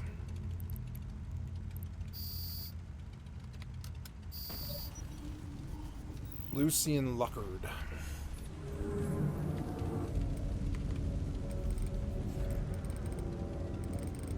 It came quickly.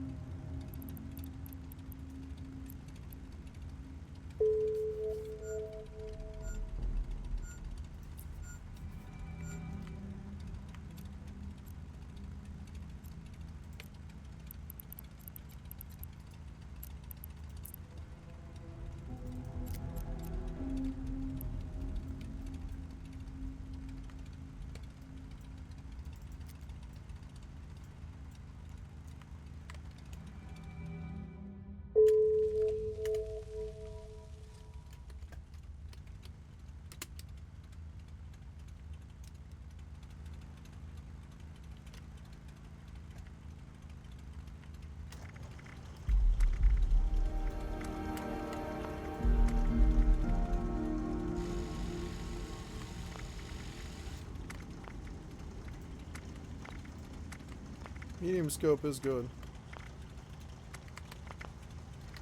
Alright, well, there's an upgrade. That's good.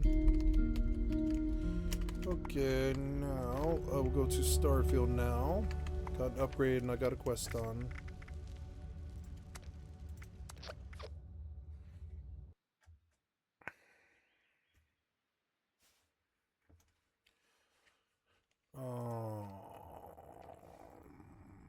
Let's see. Starfield. Now. Going out.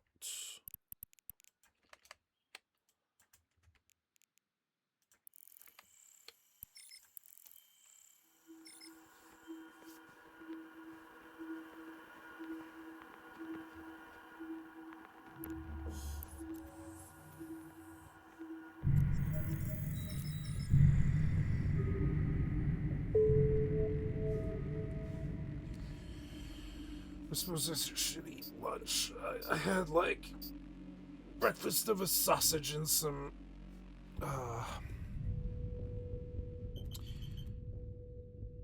sweet potato fries, and I suppose I should have something else. Maybe I'll have, some falafel for lunch. Oh, you black screened. Oh no. Autopilot. Autopilot engaged. No, no, duck. What? Oh. What the fuck? Duck. Duck. Docking permission requested. Who is Docking this? request Duck. Oh, it's accepted. Autopilot anti-citizen. disabled. No waypoint set. What? What the fuck? I was killed so quick.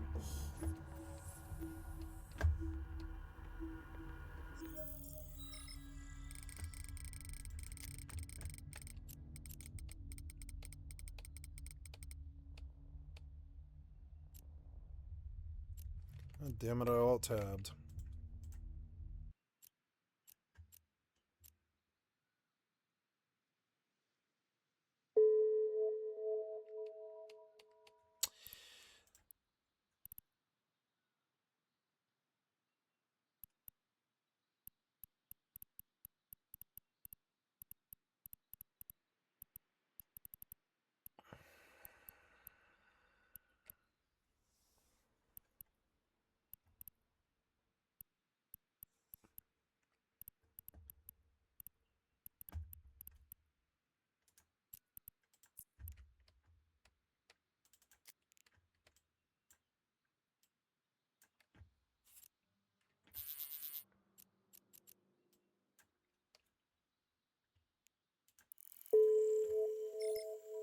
I'm gonna see if I can get this guy. This fucking guy's pissing me off.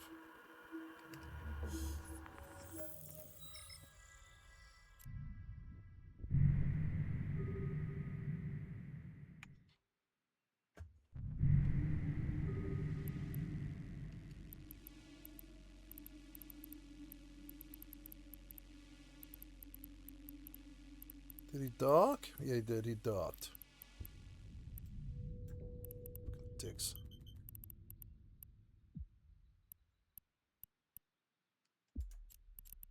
Docking permission requested. Docking request accepted. They all ran. It's a venture, you fucking idiots. Grats on 400k or whatever. So dumb.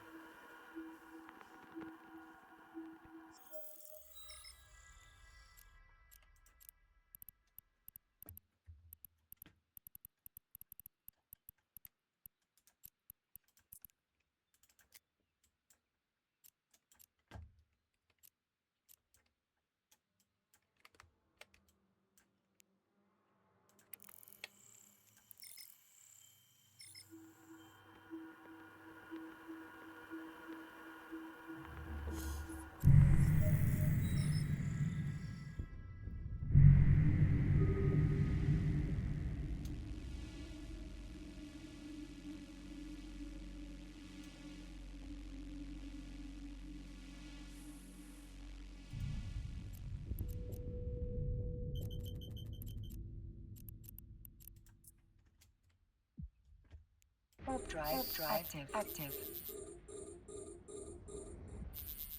What?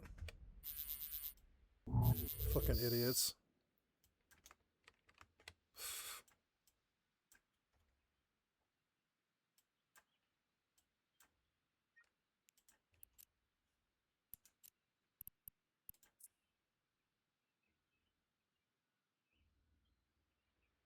Capsuleer log off.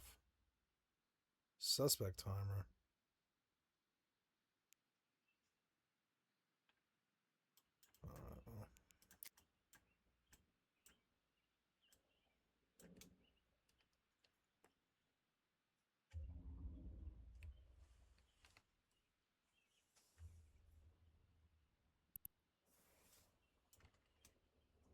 And there's so many people leaving all the time. Watching people just shoot in and out. Look at all these people go in and out. Shoo, shoo, shoo, shoo. Pew. Pew, pew, pew, pew, pew, pew, pew. Pew, pew, pew. There's always like tons of people going in and out. Damn. Pew, pew, pew, pew, pew. Can I do this now?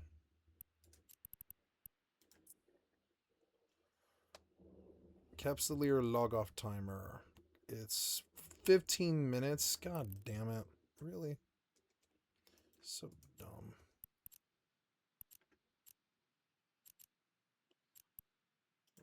Alright, whatever. Just take me out of here. I don't want to. Self-drive active. What was that?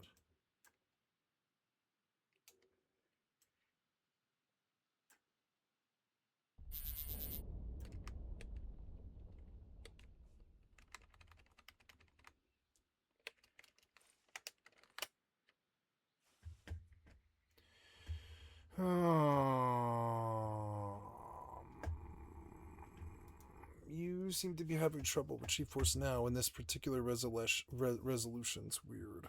244. That's alright. I also want to double check it and make sure you're in it.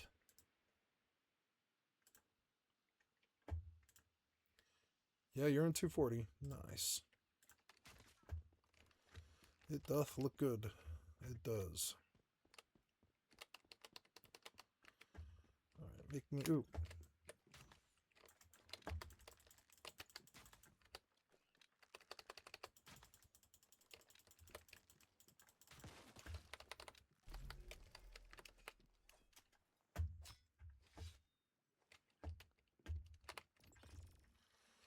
Roasted berries for 2. Good.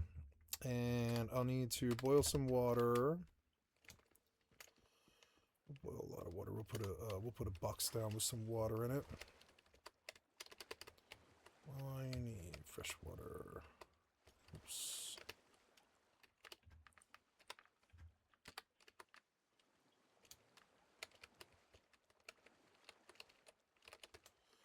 There, I saw it for a second. Oops. There we go.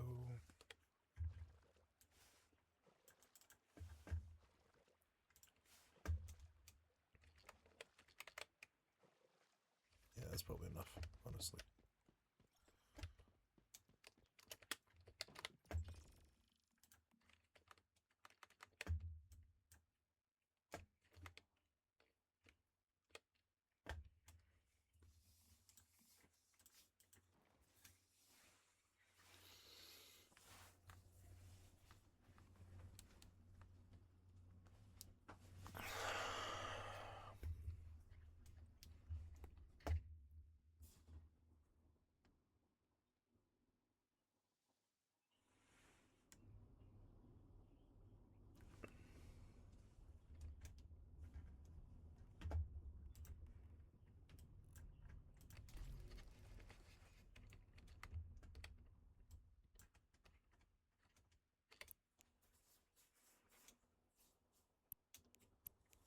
God, I love I can just sit back and like be a fat whale, and I can just like, I mean, I'm not fat anymore. I weigh 240 pounds. I'm not that fat anymore. I'm like not that fat like I used to be.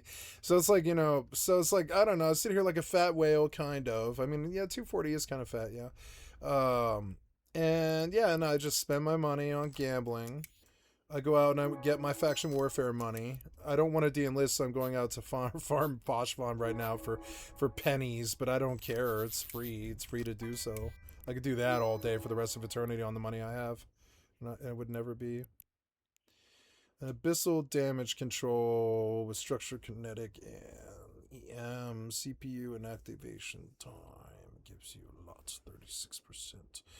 Don't think I want to mess with that abyssal though. Coercer. I'll take a 2 swing on a coercer because it seems cheap. I like betting on ship hulls because you can always sell those like really fast. VNIs. I like VNIs, yeah. Take a swing at a VNI for 14. Ooh, I've got a gambling habit in this game, but I can always swipe, you know? I can always swipe 20. You guys give me money. I can swipe your money. I could take your money and swipe for ISK and just like and take losses all day. Who cares?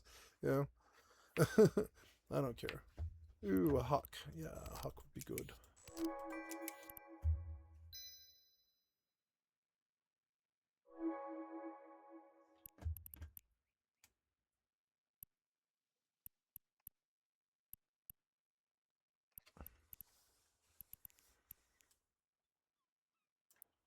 Fed, Navy, Comet.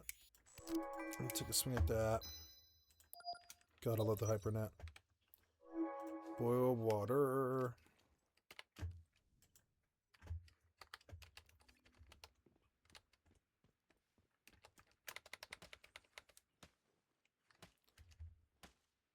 I think I boiled all my wood into water, so now I have to chop trees to make enough to make a pickaxe.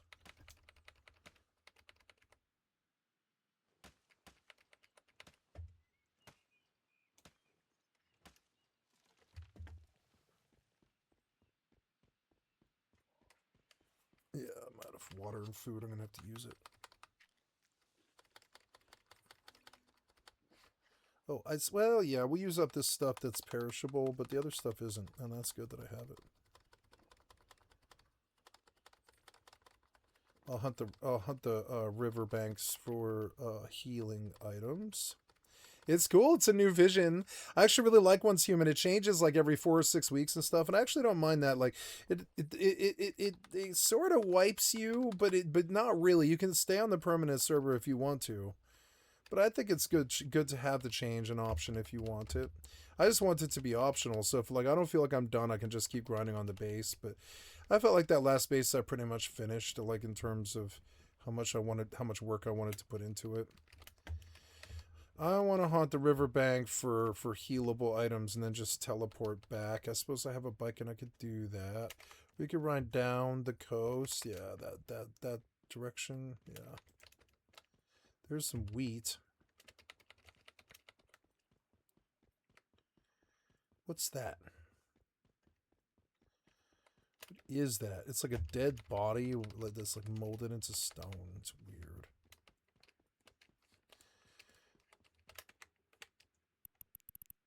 Stupid timer. Stupid ass timer.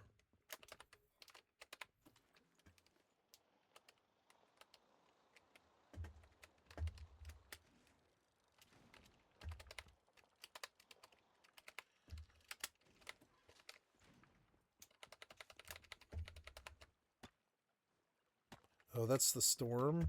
It's not on the map. Oh no, maybe that's like the town. Maybe just the town, yeah.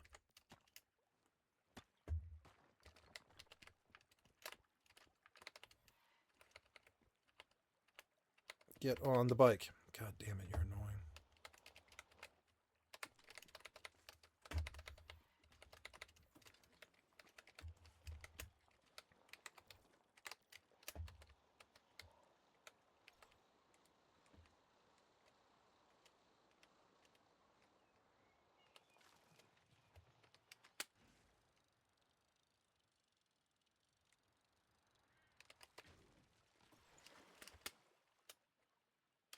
Oh, there's zero grav? It's zero grav today. Oh, cool. That's the new phase. Oh, I like zero grav. Oh, look, zero grav. That's dope. Cool. You can like fly faster around and stuff and do cool little missions like this, yeah. Well, okay, so this is the monument. Yes, the boat. The boat. That guy might be important, but I don't think I want him. Oh, yeah, you shot me around. Wow. Oh, I like that. That's cool. What's this thing?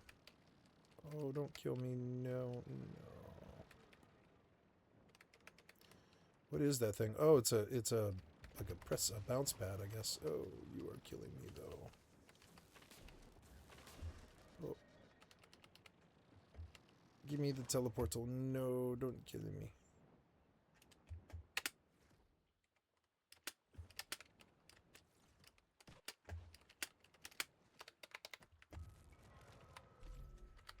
Respawn point linked. I'm gonna get cover because I think he's still shooting at me. Yeah. Stop shooting at me.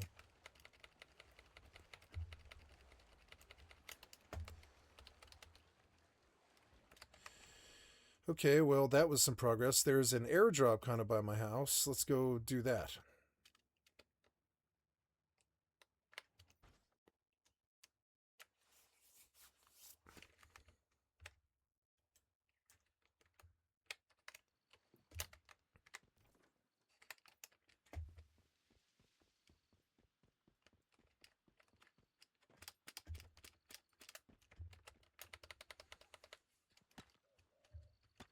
Oh, I still haven't made a tool. I forgot. We'll pause at the tent here.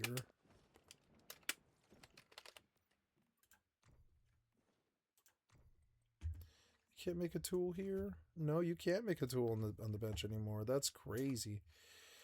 Or a bow. Oh, well, okay. I'm gonna go back and build stuff. What do we need? Unlock tech disassembly bench. Okay, so facilities. Disassembly bench. Primary gear workbench, but I don't have that. I don't have that yet. I will go to the bathroom. I will be right back. I'm sorry, kitty. I gotta move you. I gotta go to the bathroom. I'm gonna pick you up and move you here. Let's see your bed. There you go. You're good, kitty. Oh. Sorry. I'm sorry. I woke you up, kitty. I gotta pee. Oh.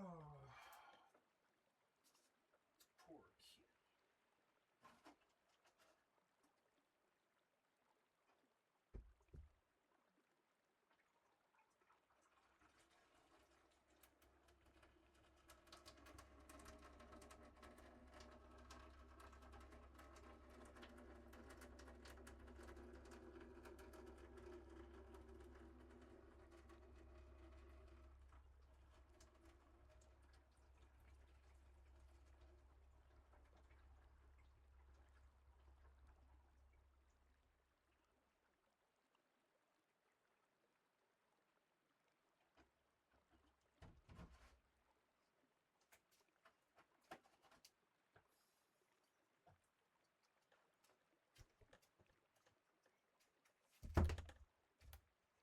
You're doing all right, kitty. Doing all right.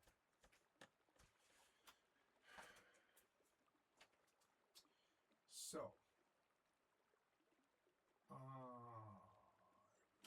go pick up these for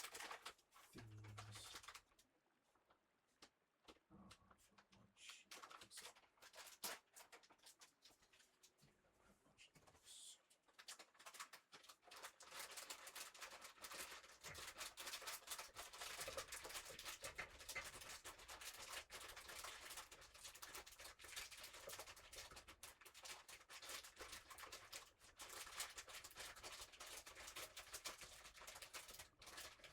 pickle mini falafels. So good.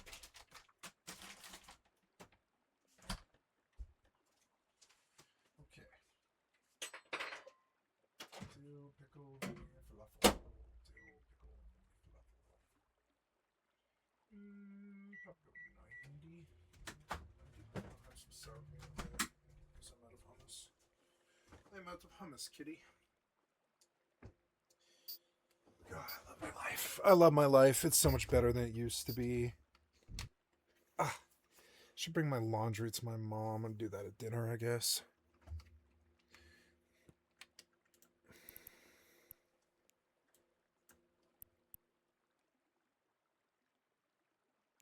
Is this timer gone? Yes, it is.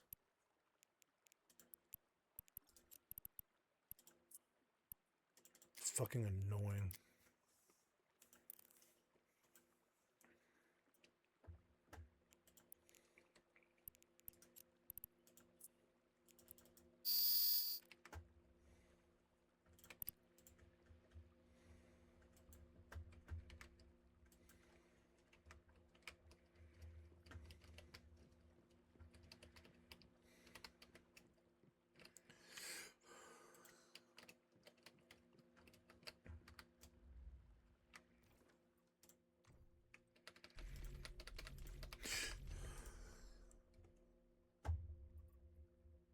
On 20 animals, makes 30 servings of boiled water, which I just did.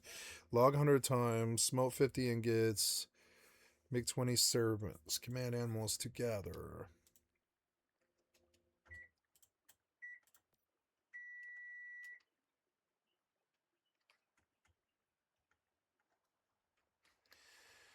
Smelt 50 ingots of metal, huh? Oh, my poor kitty. She's a bit out of it.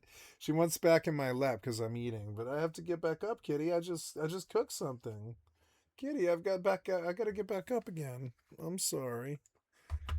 Yeah, we're gonna cuddle, but I'm gonna put you on the pad for just a second. I gotta go get something, okay? Oh, I just cooked lunch.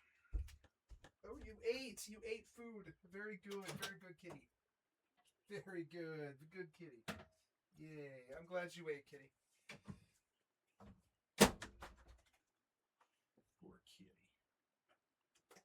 Alright, we're gonna have some falafel with some sour cream and cream cheese. Poor kitty. She out of it. She out of it on the gabapentin. She kind of nodded out and yeah.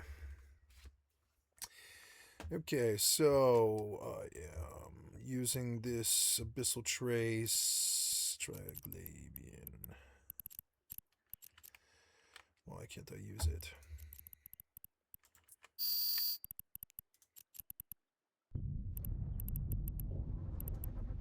Oh, it does both of us? Okay, good. Okay, so I will sit here, safe spot for a little while.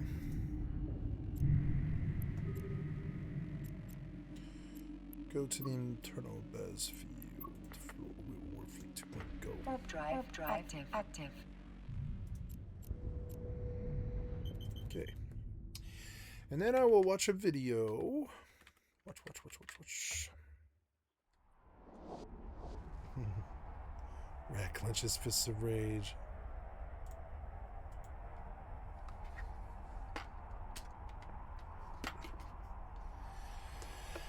Alright, let's... Oh, I didn't get something to drink. I guess I have water. FFX side co-op leveling with @Neon Genesis, getting our sub job and Winders missions. V plays MMOs.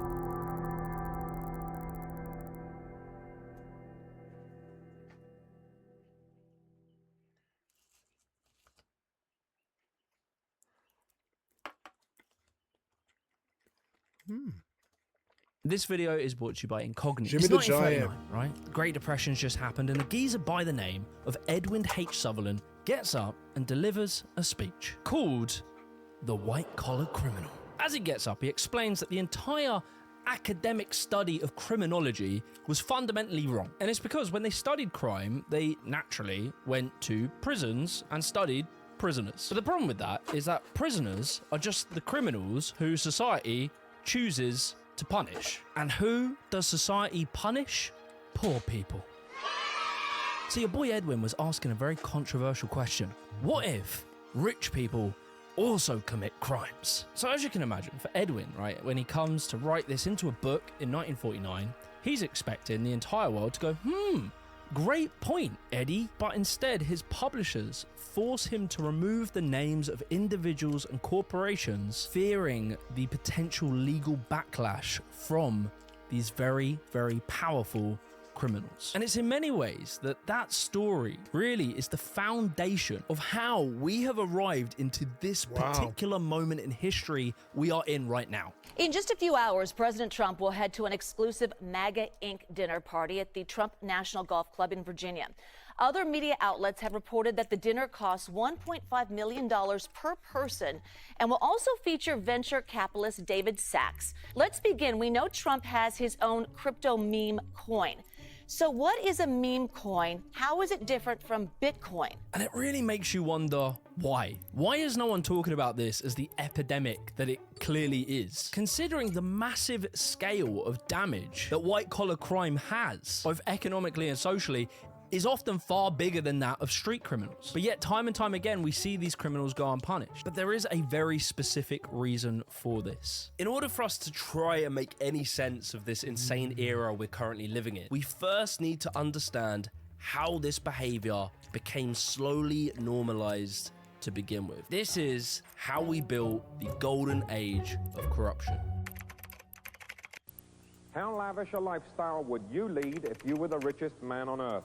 In this world-exclusive edition of Lifestyles, we'll explore the fabulous private domains of Adnan Khashoggi, whose globe-trotting existence is so unbelievably lush, it has inspired blockbuster movies and novels which only pale in comparison to the true story you will see in the next 60 minutes. Okay, so now we're going to plop ourselves all the way in 1982. This year is important because this is the year that the first ever Forbes 400 is published. This is a list of like the wealthiest money men on earth, right? These are rich bros. And if we flick through this issue, we'll find one very important fella by the name of Donald Trump. Here he is, him and his dad, Fred Trump, celebrating their net worth of $200 million. And you have to understand this period, right? The 80s is a weird time of massive cultural change. And what they're trying to do, the media, the establishment, is change society's perspective of rich people. Mr. Trump, what's left in your life? You're 33 years old, you're worth all this money. You say you didn't say that you want to be worth $1 billion now. No, I really don't. I just want to keep busy and keep active and be Look how much more spry he was. Interested in what I do, and that's all there is to life as far as I'm concerned. I really am not looking to make tremendous amounts of money. I'm looking to enjoy my life, and if that happens to go with it, that's fabulous. Okay, so in the past, and kind of forever, rich people were largely seen with suspicion. Probably, if you're that wealthy, on the way up, you definitely broke a few eggs. Like, you're probably not a nice guy. And that was like society's understanding of these people. So things like the Forbes 400, they were there to basically say, no, bros. These business boys, they're actually super nice and totally chill, cool guys. Look at them, man. Look how cool their hair is. Huh? Look at the car. Look at this phone that I have. Wow. Look at the women. Women around and fake boobs. Obviously, guys, you can trust them. Like, don't worry about it. Before we go any further with this video, I've been using today's sponsor, Incogni, for a while now. And I was pretty surprised to find out that my personal data was just sitting there available on the internet. My full name, old addresses, and even family info. Luckily, thanks to Incogni, I didn't have to spend days and days knocking on doors, emailing to try and get my data taken down. Instead, with just a click of a button, Incogni handled it all. Every single month, Incogni gives me an update showing me how many of the data brokers have actually removed my data. Honestly, it's great just having the peace of mind not having to worry about this anymore. But what's worse, and people often don't talk about this, is having your data out there on the internet like this can actually have negative real-life consequences. Say you're applying for a job and they choose to Google your name, which they do, and some bastards set up a fake dating profile on some strange website with your picture and your name attached. That might cost you a job, or if you're trying to rent a flat, the same sort of thing. And that is literally costing you opportunity. Incogni takes care of all of this risk by wiping your personal data from people's search sites, shady directories. As well, they've recently launched a new feature, which is custom data removal. So if you find your data on a random website, you can just copy the link, paste it into Incogni, and Incogni's privacy team will just take care of it for you. Unlimited requests, unlimited peace of mind. So if you're ready to take your privacy back and stop dodgy dudes dealing with your data, head over to incogni.com/Jimmy the Giant, and you can use the code Jimmy the Giant to get 60% off their annual plan. That is unlimited data removal requests handled by experts. Take your personal data back with Incogni. Anyway, back to the video. Forbes and other media outlets through the 80s and 90s turned businessmen into celebrities through newspaper articles, TV shows, photo shoots, showing off their lavish lifestyles and, you know, celebrating how hard they work to get it. And the reason they need to do this is because the 80s and 90s comes off the back of a wave of deregulation of the finance sector. In America, you have May Day in 1975, and in the UK, we have the Big Bang in 1986. Waves of deregulation come in. It means that banks can now do riskier, stupider, and eventually illegal things that would collapse the economy a couple of times. And while some of this deregulation led to, you know, certain people making lots of money, it also created a ton of massive scandals. You get Ivan Boesky, you get Michael Milken, the Guinness Four. They do insider trading and various schemes. And, you know, they all go through like a major public scandal, newspapers, everyone's like, ah, don't do that, stop it. A former Purdue sales rep claims the drug maker downplayed the dangers of opioids even after pleading guilty to a felony charge of misbranding. But 24 states and more than 400 cities and counties are suing Purdue and its competitors, accusing them of fueling an opioid drug crisis that's killed more than 200,000 people. Do you believe that any of Purdue's conduct has led to an increase in people being addicted in the Commonwealth of Kentucky? No. In society's eyes, these people, these criminals, don't really look how we imagine criminals to look. I mean, like, look at the guy. Look how respectable they look. Look, suits. And so the media does this weird thing, and you can see this. There's studies being done on this, where they start to adopt a very specific type of language when they talk about them. They get described as like rogue traders, market mavericks, corporate raiders, deal makers, the junk bond king. Kweku Adeboli entered court this morning a free man. Tonight, he leaves as the biggest rogue trader in British banking history. They were always described as being like clever, ambitious, ruthless, maybe even a little bit brilliant. They were never, ever described as being pathetic, undesirable, or degenerate. Like when young Ads goes to jail for selling drugs, you don't tend to scroll through the article and see a whole section admiring their ability to negotiate down a kilo of cocaine due to their expert handling of knives. For the white-collar criminals, their stories are individualized. Story is about the man, his suits, his mansion, his ego, his parties, and then the dramatic downfall. This is markedly different to how street criminals are often represented in the media. If, you know, a roadman goes to jail, the focus of the story is about where he's from, his skin color. You know, maybe it's even about the music that they listen to, the fashion, the influences. It's not just a police problem. This is now a community problem.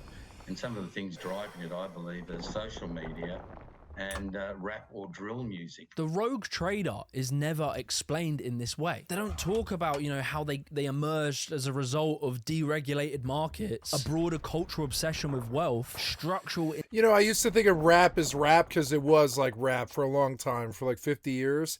And then around 2010, I think it became getting high in the ghetto, pretending that you're rich.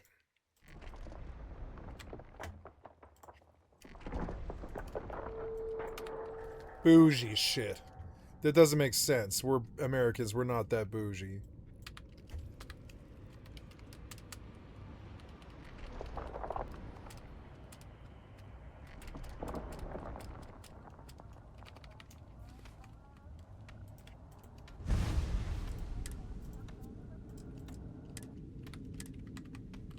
Incentives to rapidly grow businesses and deceive investors. For the white-collar criminal, the system is innocent. The man becomes the story. Where maybe they get punished, maybe 10 months in jail, a fine, they are ultimately described as just a bad apple. However, this is the point, right? The way that we see these types of criminals, the way we lessen their crimes, we don't feel the same level of disgust or condemnation towards them. It means that we avoid seeing the broader damage that their crimes can commit on society. Like, for instance, in the UK, it's estimated that theft costs us about $4 billion a year, but financial fraud costs us $219 billion a year, which is more than the entire NHS budget. Globally, it is estimated that financial fraud costs $5.5 trillion a year. So what we're seeing with Donald Trump and Elon Musk and these kinds of people, we'll get more into specifics in a moment, you have to understand that it is because of what happened in 2008, right? Where these white-collar criminals got carried away and managed to collapse the entire global economy, that caused a deep rupture in trust Way to in 5v1 society Ventures, you towards fucking the shitty systems efforts. that we depend You on. don't Because there was deserve the game. undeniable direct damage from the actions of those bankers and the many people around them that protected them. Couldn't and even be enabled there them. long enough to get a fucking single venture load before some shithead showed up. Don't know. Try again.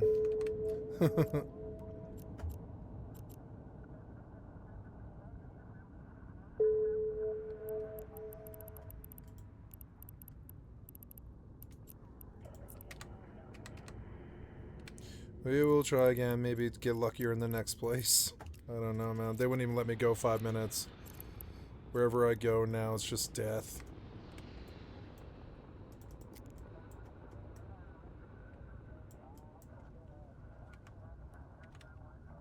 It couldn't just be sold off as like the story of the one bad apple. It is estimated that an additional 10,000 suicides were connected to the Great Recession. You had 2.3 million people kicked out, made foreclosed from their homes in 2008. And like the damage we see to our economies to these days, to our high streets, to our wages. People realized in this moment that, okay, this isn't just a story about bad apples anymore. The whole fucking tree is rotten. And so various political movements came along to try and deal with this, to try and talk about it more from a systemic level. Occupy Wall Street comes in, pointing at corporate power deregulation and blaming them for causing the crisis. But ultimately, Occupy Wall Street never took power. It never broke up the banks. It didn't succeed. It is in this moment which creates the grounds for a very different type of politician.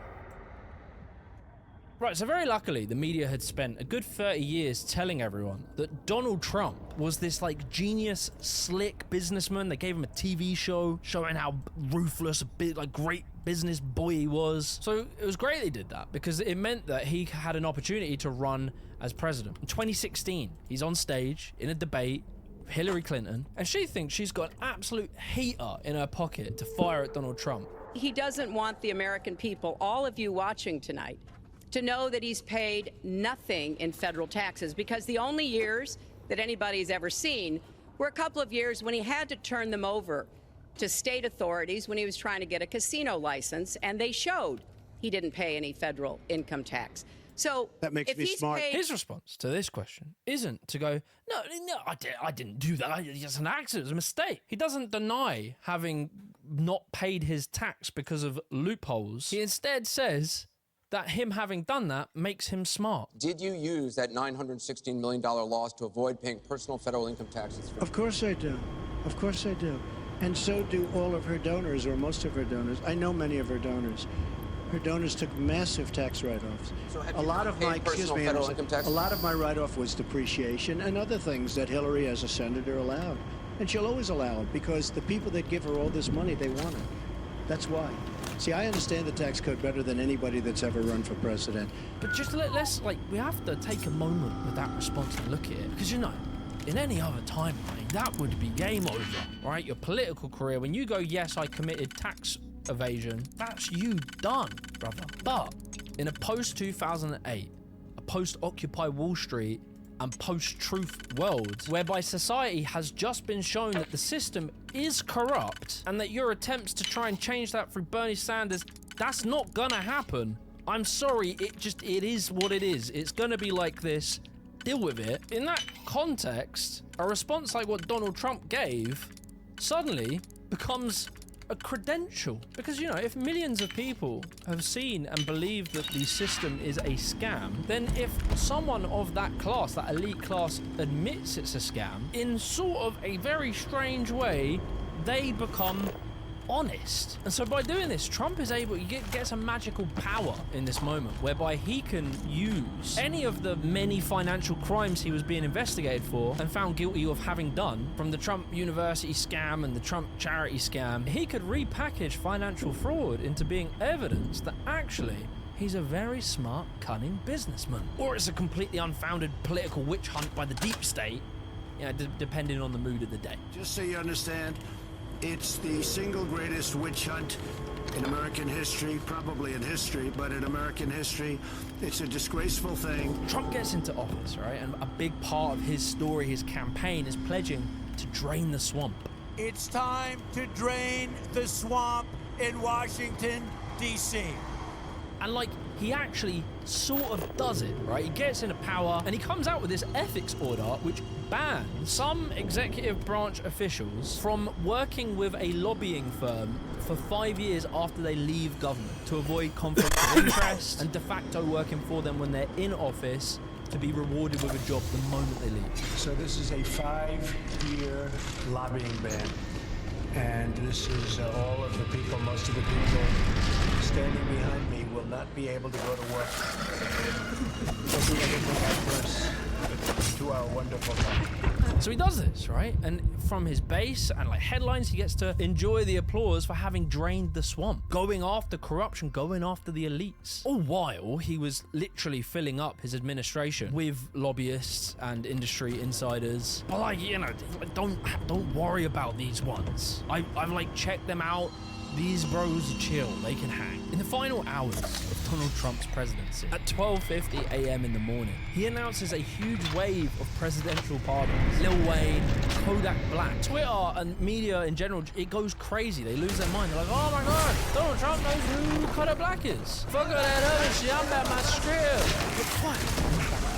Everyone's talking about Kodak Black and Lil Wayne. Donald Trump also pardons Steve Bannon, charged over allegedly defrauding Trump supporters through a border wall fundraiser, as well as a top Trump fundraiser who pled guilty to illegal foreign lobbying. Then, right, as all this spectacle is happening, the headlines obsessed with these rappers, minutes before Donald Trump leaves office, Donald Trump revokes his own lobbying ban.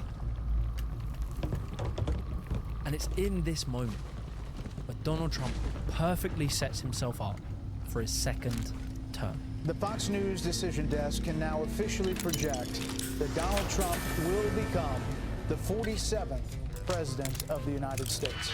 So the first term, right, Donald Trump's first term, it was a test run for this new style of politics. An era defined by Donald Trump's erratic decision-making, where he would wield his incredible power as the president to bend markets, to reward people he liked and crush people he didn't like. So when Trump comes back, you know, for the sequel, round 2, this time, he like just surrounds himself with just MAGA sycophants and loyalists, like the Ride Till I Die bros. And it's in this moment, in the first days and weeks of Donald Trump entering his second presidency, where we see how his unrestrained power and the culture of white-collar crime, fraud and corruption that had become normalized and accepted as just a part of the DNA of Western capitalism. You know, before this moment, right, the last 20, 30 years, there was always this kind of mirage, like the government is meant to be separate, fraud and like dodgy dealings, they were always kept very hidden and quiet. But now this had become overt and infused directly with the MAGA brand of politics. Straight out the gate, Donald Trump monetizes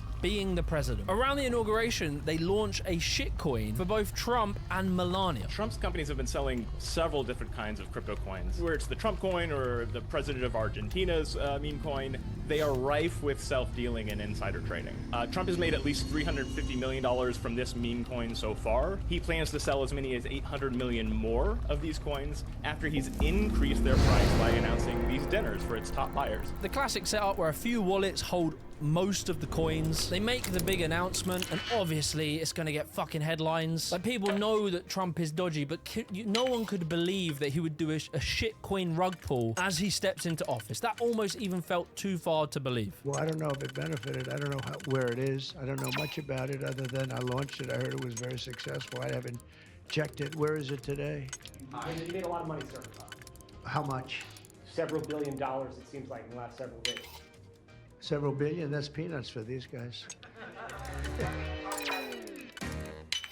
After he does this, Donald Trump tries to see now how can he monetize the corporations and the billionaires themselves. He sets up a thing called World Liberty Finance. It's another Trump-linked crypto venture. And this is where you start seeing individual billionaires from different countries use it as an opportunity to funnel money directly to Trump. Justin Sun, the Tron crypto billionaire, buys 45 million tokens and he gets named as an advisor. The Abu Dhabi-backed investment firm called MGX. They used $2 billion of another Trump shitcoin for an investment that that they made into Binance. Crypto aside, Qatar then goes and buys Donald Trump a luxury Boeing 747-8 worth around, you know, 400 million, gifts it to Trump, and then just a coincidence, Donald Trump sets up a Trump-branded golf course in Qatar. This week it was revealed that even as he holds the White House, Donald Trump apparently secured a deal to build a massive golf course as part of a $5.5 billion development in Qatar. So what we see very quickly emerge in the very early days of the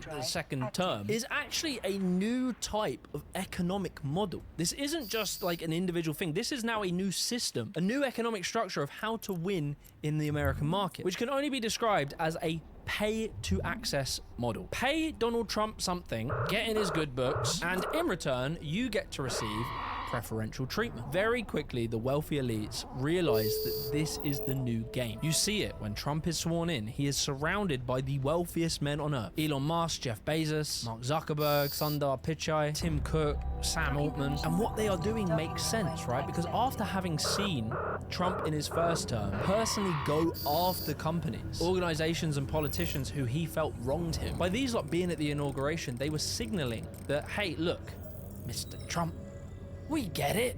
You know, we're not gonna rock the boat, right? We're in the get-along gang. But come on, it's me, Zucky. You know, I've always been super based and red-pilled. I fucking love masculine energy. Something, the kind of masculine energy, I think, is good. And obviously, you know, society has plenty of that, but I think corporate culture was really like trying to get away from it. His 2025 inaugural committee raised $239 million, driven by these major corporations, these wealthy billionaires, and AI and crypto companies. And the logic makes complete sense, because if a business's sole goal is growth, profit, and to pay shareholders, and the economy that they're operating has now structurally changed, whereby in order for your company to grow, you need to buy the president a ballroom, then you're gonna do it. And if anything, it's kind of easier. If beforehand you had to compete on pricing and good products and buying people out, now you just have to fucking buy Trump some cool sunglasses. And like, the specifics of what he can do as a president is obvious. We've seen it, right? It's tariffs. He can arbitrarily just cast tariffs, and if you're in the good books, you can get an exemption. Tim was talking to me about tariffs, and it's tough for Apple to pay tariffs if they're competing, and I thought he made a very compelling argument, so I'm thinking about it. He can also drop investigations that are being done by, you know, fraud and health and safety committees into your businesses. He can gut regulators. He can fast track your data centers being built. He can shape the regulation around AI. He can even try and fight foreign governments who are also investigating you. He can do that, or he can do the exact opposite. He can punish the enemies and reward the loyalists. The ballroom is really the perfect example, where the biggest companies, all of the companies that have vested interests in government policy, all of them donated towards getting a ballroom built because Trump wanted it. Trump says the project is being funded entirely by private donors. The White House reportedly securing millions from Lockheed Martin and Google. Microsoft, Apple, and Meta also reportedly listed as potential donors. Amazon is on the list. Obviously, Amazon's forked out a reported $40 million to air a Melania Trump documentary. Apple is also on the list. CEO Tim Cook there, remember, memorably stupid, worthless piece of shit, cocksucker, right-wing grifters and their fucking theft and their problems and the destroying of the country. Fucking losers. 24-karat gold. Fucking Nazi pieces of shit. Glass statue. And then there are a lot of crypto connections on the donor list. Well, kind of. I mean, I just read the taxpayers. There's a lot of crypto thieves connected to Donald Trump. Yeah, who's counting? And the whole scheme is genius. Not only do they shape industry, but they can even shape the media environment. Bezos, Elon, Larry Ellison, buying up Twitter, buying up TikTok, Washington Post, and being able to change these platforms to become more endearing towards Trump. Even if these platforms lose their money, it is rewarded by the privileges Trump can give you in your other companies. If somebody's gonna try to blackmail me with advertising, blackmail me with money, go f yourself. But go f yourself. Is that clear? I hope it is.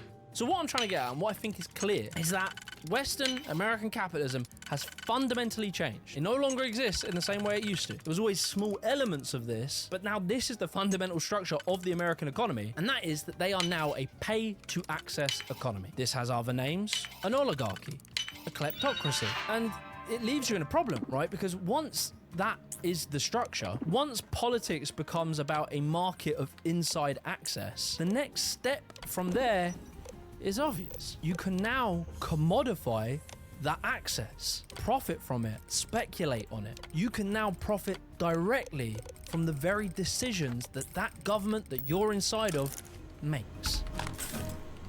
All right, so with this level of corruption and just outright quid pro quo, what happens to the economy is that it becomes more and more detached from reality. As we float away into like this postmodern economy, it becomes inevitable that a platform like Polymarket would come along. This is a platform that allows you to gamble Bitcoin on literally anything. Now, how many tweets Elon Musk will do in a day, how long a speech might be by the press secretary, or what time will Trump bomb Iran?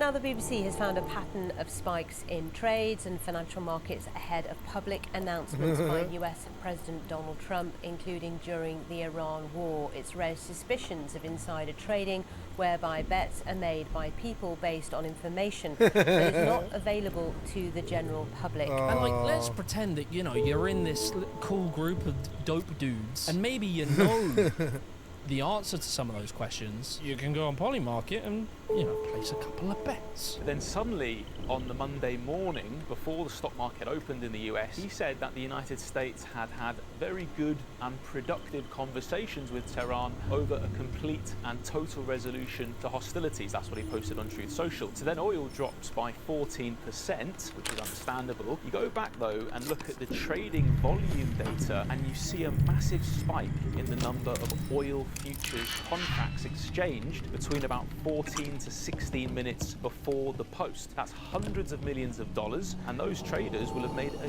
huge amount of money through what's known as short selling. That's just one example of quite a few that I found so. According to Guardian, 16 bets that made 100 grand each were done so by accurately predicting the exact time of a US airstrike on Iran, and a later $950 million bet just before Trump announced a ceasefire with Iran. This is where the result of those economic reforms in the 80s, deregulating the finance industry, gets us in a place where the modern economy becomes this digitized, financialized mess and completely disconnects from the real world. What I mean by that is, if you can make incredibly high returns from these specific industries that are closely tied to the Trump administration, who is directly offering them privilege, things like crypto, gambling, AI speculation, and resource sapping data centers, what we have to remember is that the way what economics is meant to do, what capitalism is meant to do, is take real world resources, energy, money, food, water, etc., and it is supposed to direct them where they're needed. But we can see that the incentives are becoming so detached, where you can make incredibly high returns by building very abstract things that provide people very little value, and particularly in AI's case, removes people's jobs. Whilst in the real world, like, you know, the world that real people live in, there are lots of things we need that we don't have. Housing, hospitals, schools, improved infrastructure, trains, jobs. And this is where we have entered a period of time in history where we have sort of fundamentally forgotten why corruption is a bad thing. Because fundamentally, you know, I'm not a capitalist, but the idea is that there should be competition amongst businesses to make the best product that people need and direct resources in places that are needed. But you completely lose that competition when the entire economy turns into which companies does the man who is nearly in his 80s like the most, and he gets to win. And ironically, even for these very profitable companies now, ultimately it will make them less competitive on the global stage.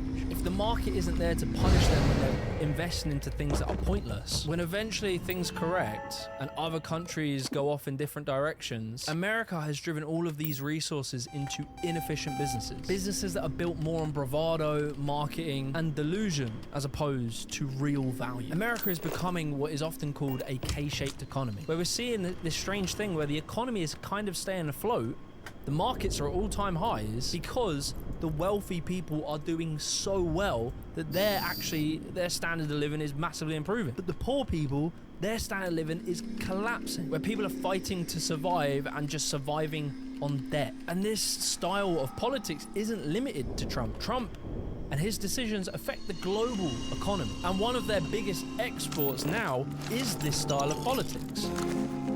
Right-wing, conservative, an admirer of Trump, and often labeled as pro-Russia, Orban sharply criticized the European Union in his speech. The MAGA-esque movements are happening all around Europe. You saw it in Hungary with Orban, hence why they got rid of him. Currently you're seeing it in Argentina with Milei, and you're seeing it in the UK with Farage. All of these movements are fundamentally built around the same ideas as MAGA politics, and they're also all caught up in their own scandals, taking shady donations, and are attacking institutions and moving us closer to this kind of political capitalism. A politics of having the state create private fortunes for the people that bend the knee and become close to power, whilst punishing everyone else. But within this, there is a structural problem for their own politics. Ultimately, this style of politics, it just can't fix anything. It just can't improve your lives. Like, it can't make houses or bring about better jobs. And because they can never genuinely improve things and actually leave their country in a good place with new foundations to build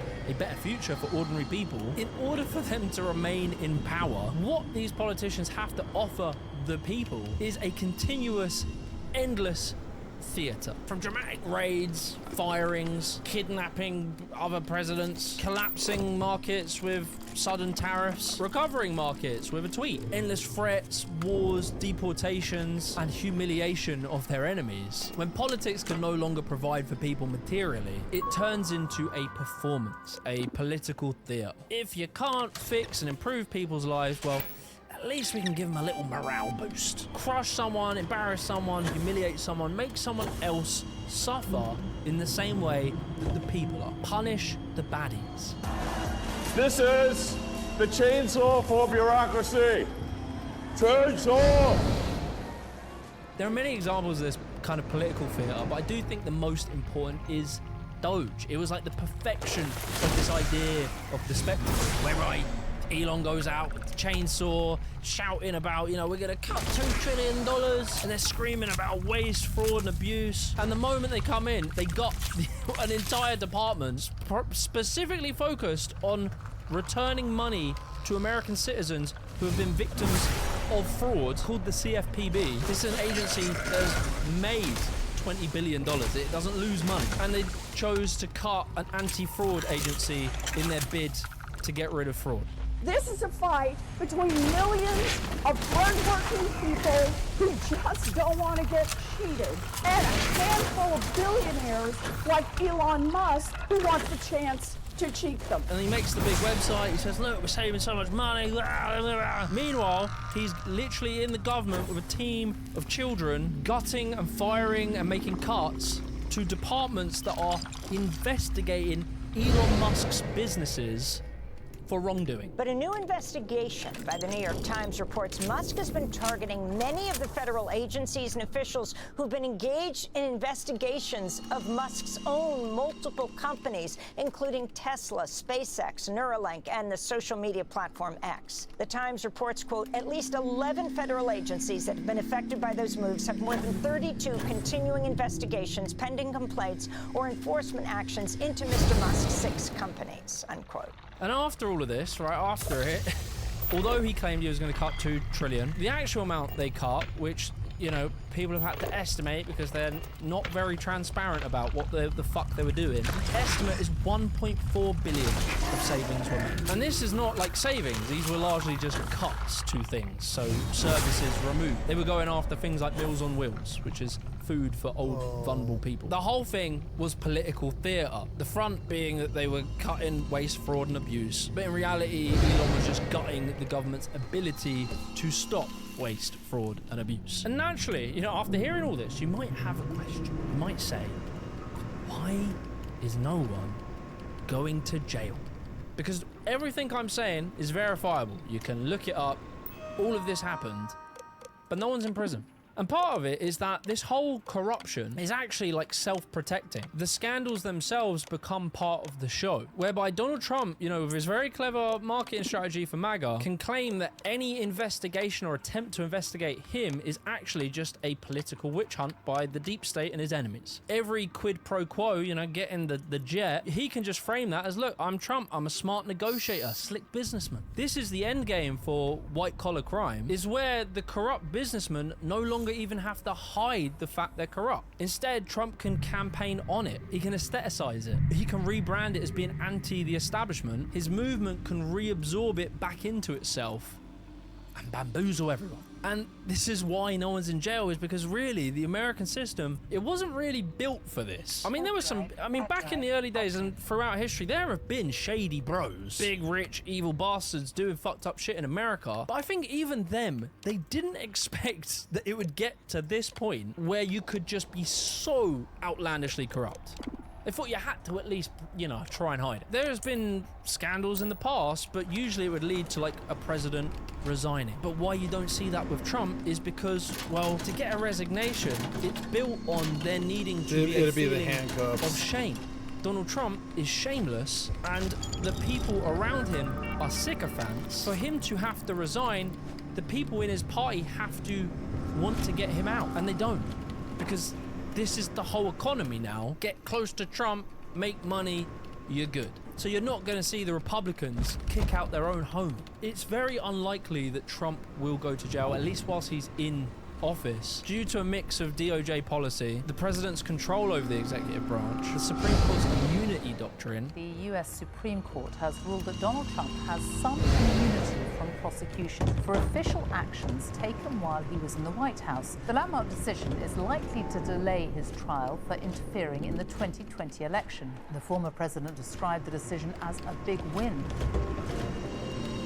So yeah, it is quite unlikely that any of these bastards will go to prison in the meantime, unless things get so bad that Trump needs to throw a few bros in, you know, just to sacrifice a couple to keep people happy. Like, maybe we'll just give him J.D. Vance. No one really likes him anyway. But what I want to do, and I think is important for our analysis, instead of speculating on will he go to prison, will people around him go to prison, that even that perspective strikes at the very core of the argument I'm making in this video, what we were talking about at the beginning, is that this isn't about one guy or even one group of bad guys. If we look at Trump and the people around him as just the bad apples, if we could just put them in jail, everything will be okay. Jail? And we are missing No. the entire point. I see it These as a people, change. whatever the fuck they are doing. No, jail's what got us here in the first conclusion place. Of the system that we have built, that we live in. A system that has been long built. I want to forgive and deregulation, change. Getting rid of the and rules. get better. The financialization of everything. Scams, corruption, the endless growth model, profit over people. Trump and his cronies, they are just the fruit of a very rotten tree. If we let this become the same story as every other white-collar crime story in the past, where the man becomes the story, but the system stays innocent, then we will keep getting this same outcome eventually anyway. I would say the silver lining of Trumpism and the global ascension of the far right in general is it's almost like, you know, it's like ripping off the Band-Aid. They're exposing the real system that has been there the whole time, and we get to see it for what it really is. And maybe if enough people come to realize this and come to see this system for what it really is, maybe we'll stop asking whether one man goes to jail and we start asking, how do we fundamentally rebuild our systems and our society where power belongs to people and not in the hands of major corporations and billionaires. If you enjoyed this video, be sure to support me on Patreon. It massively helps me and the team. Like the video, subscribe to the channel. I'll catch you next one. Peace. That one was good.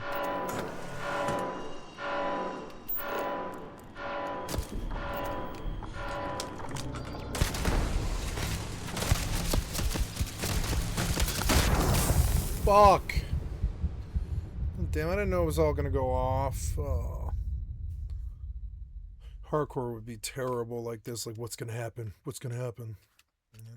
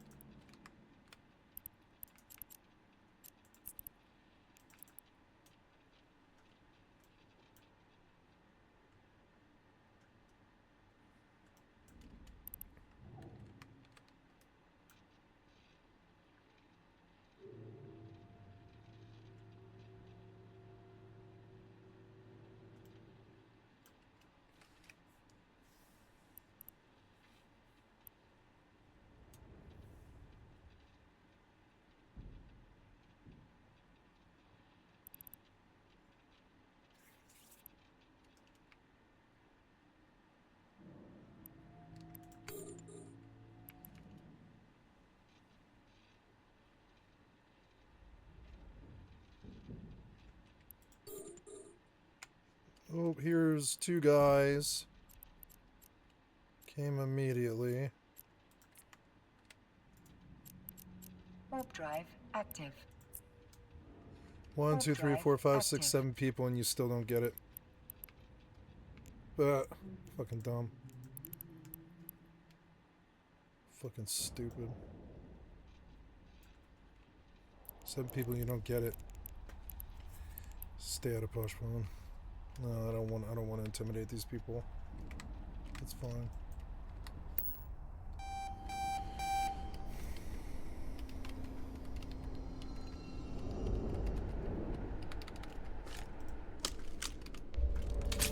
Docking permission requested. Docking request accepted. Docking permission requested. Docking request accepted.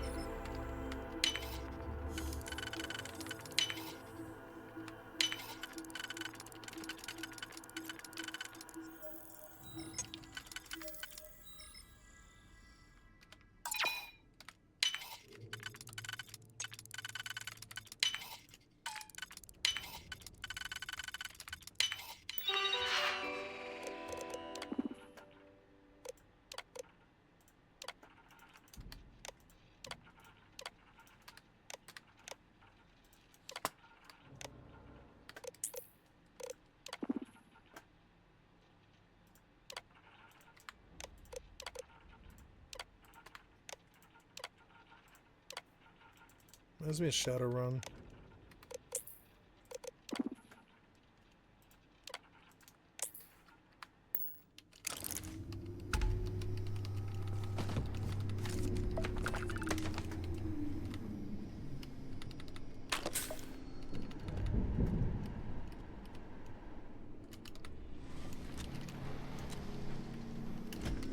I don't seem to see Delta anymore. Maybe they're locked out. I'm like locked in here without them.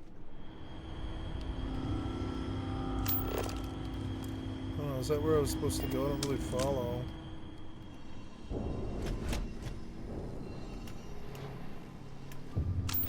Get to the lab.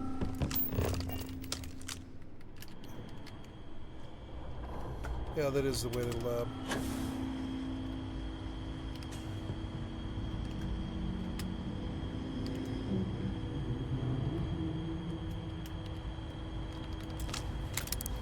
Ugh, it better be fucking worth it. These master locks are starting to really annoy me. It's not worth it, is it? I should just stop. Well, I don't know. It wasn't that bad once I like auto-locked it.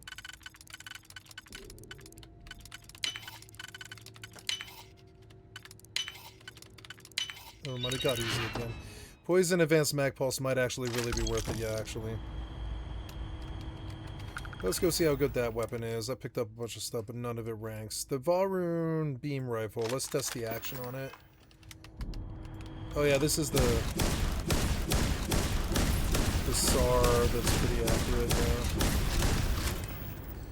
It's got good damage, but it's not amazing. But it is a gun we're keeping. Yeah, it is like a laser SAR. I could get rid of the crowd control. Well, not the crowd control, but probably the Revenant. I can get rid of the... Or no, the Revenant is higher damage, I guess. Of these two, the Revenant is a much better weapon, actually. It's just not really modded the right way. Yeah, the Revenant's a much better weapon than the crowd control. So maybe maybe I bring in this instead of the crowd control. But we don't really need this over the shotgun, really. The shotgun has the same thing. Oops.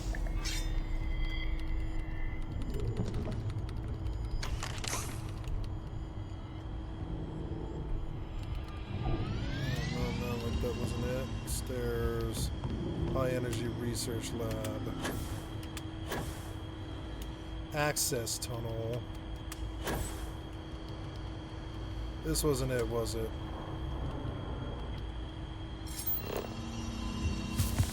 Oh, this fucking labyrinth. Oh, okay, let's switch places, I guess.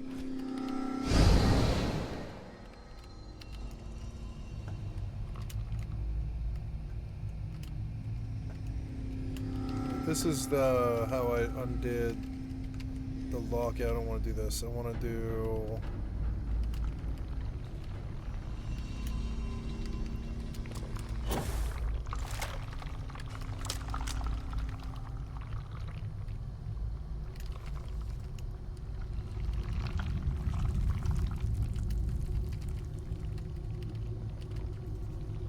Ugh. Is this right? I don't know. I don't think it is. Let's try it.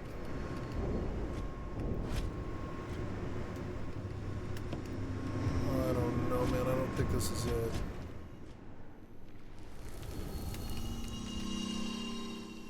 Yeah, like we're trapped in an area, huh? I don't know how to get back to the lab. It's so terrible.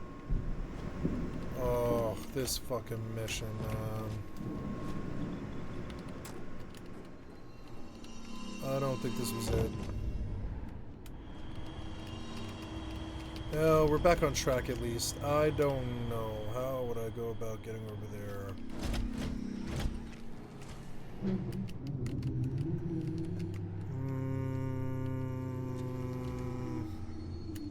High energy research lab.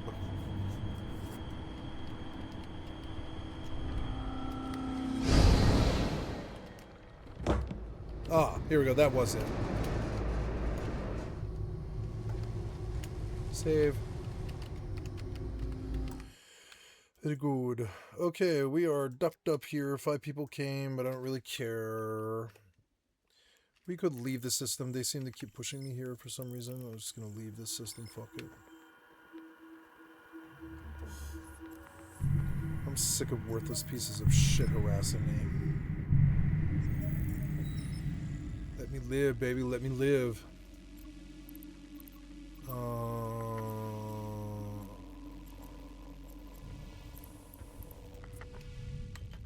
Warp drive active.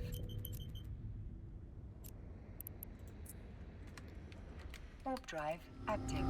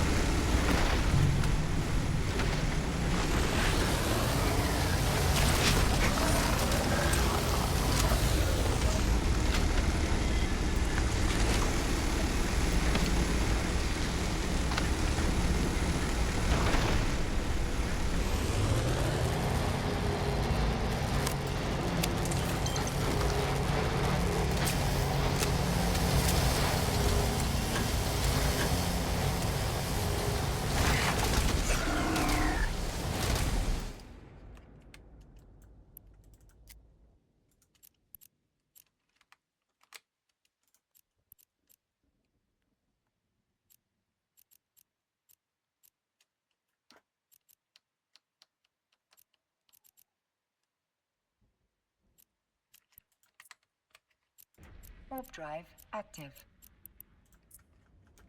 Warp drive active.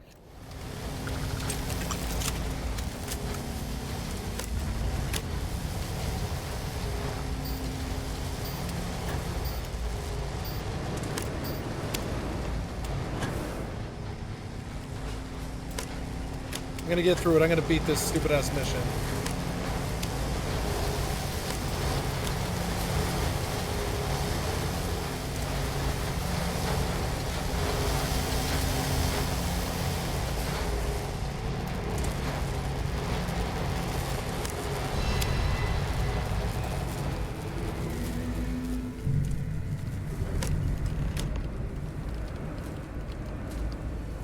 Oh, thank God. Can I leave?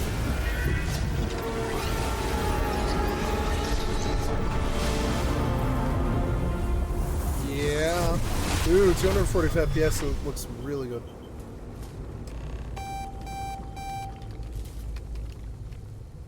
Fuck Raphael.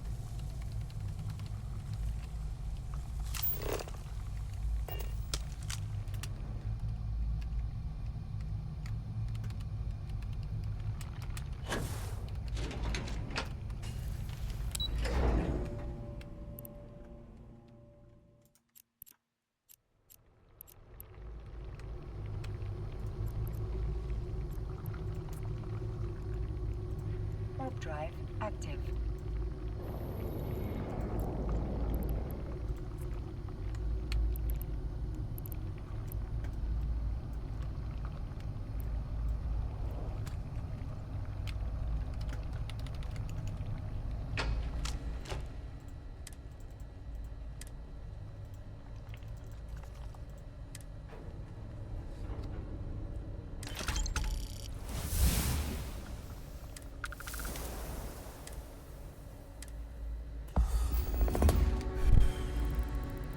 Cool, let's turn the music back on.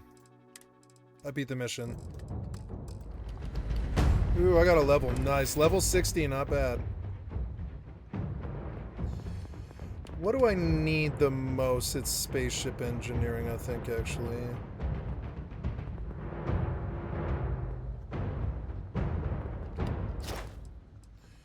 Ooh, triple C mod creative if you make chems. Ooh, never mind, I want that. That's really good.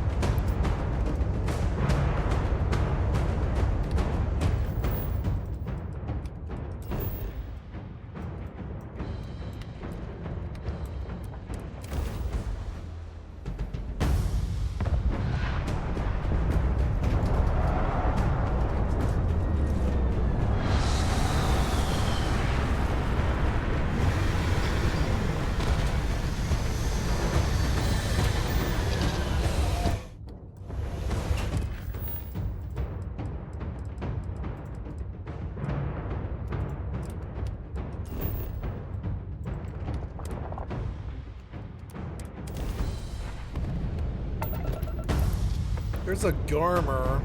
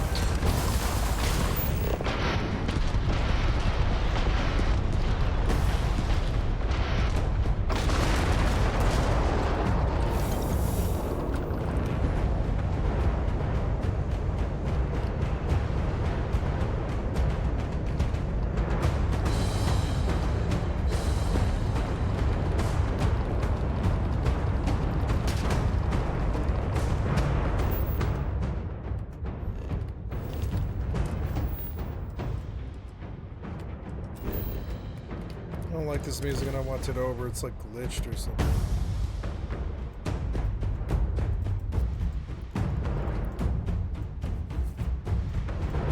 Everywhere I go, I'm harassing the first 5 minutes. It's so dumb.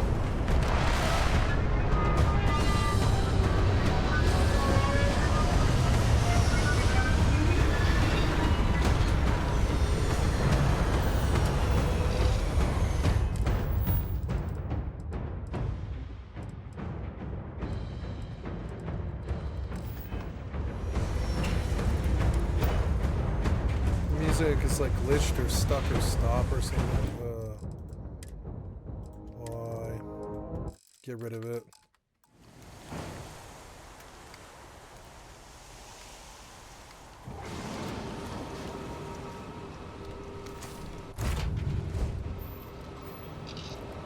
Okay, so apparently we're looking for Cora.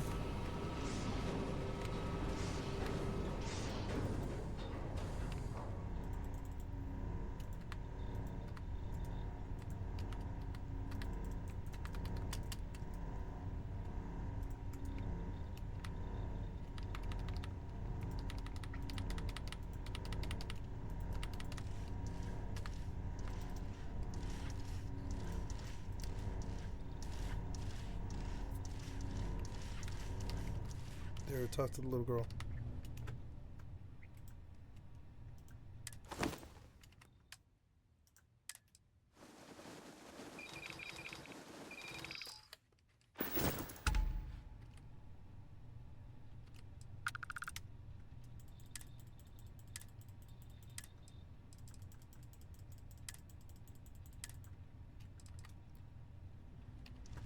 So where's Sam at?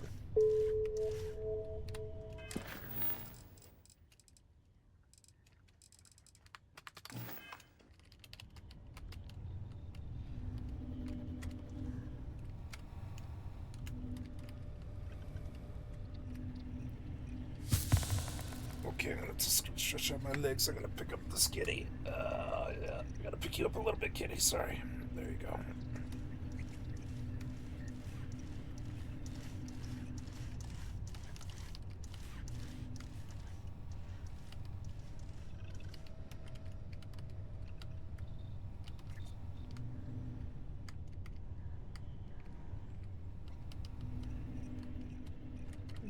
My poor cat, she's 3 sheets to the wind.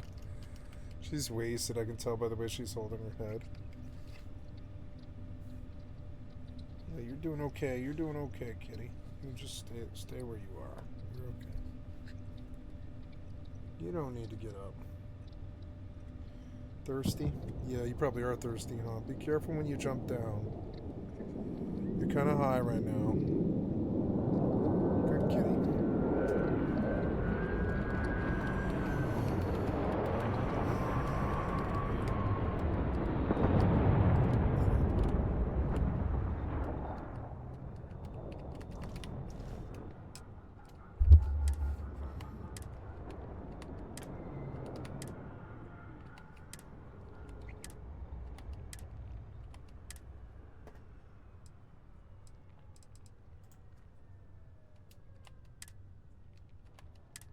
No Man's Sky.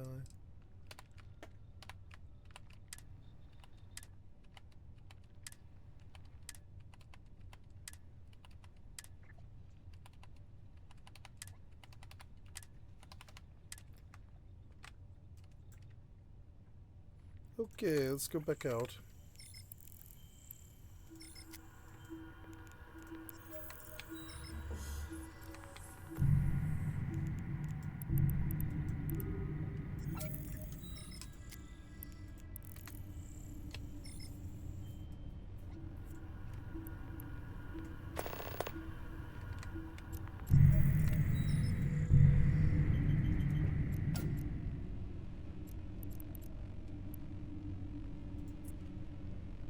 Warp drive active.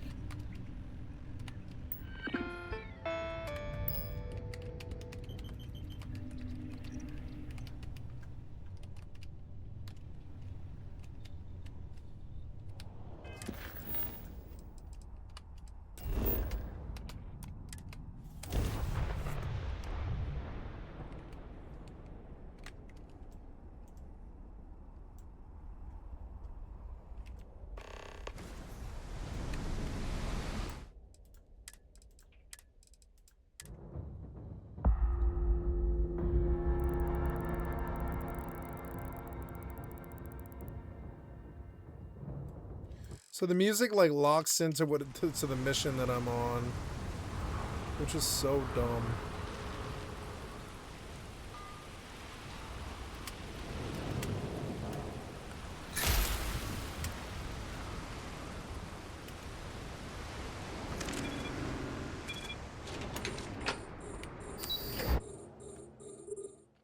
I am being targeted by Manticore.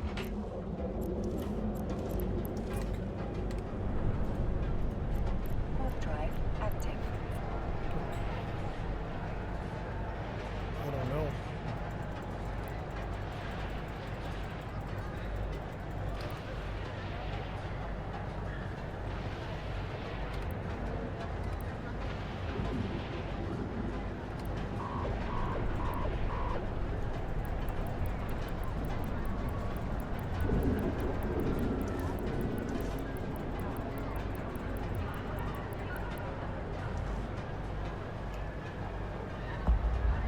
Docking permission requested.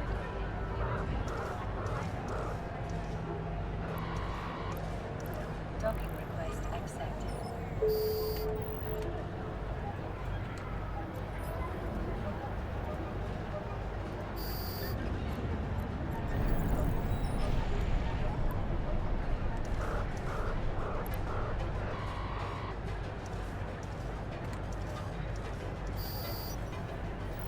Hi, kitty.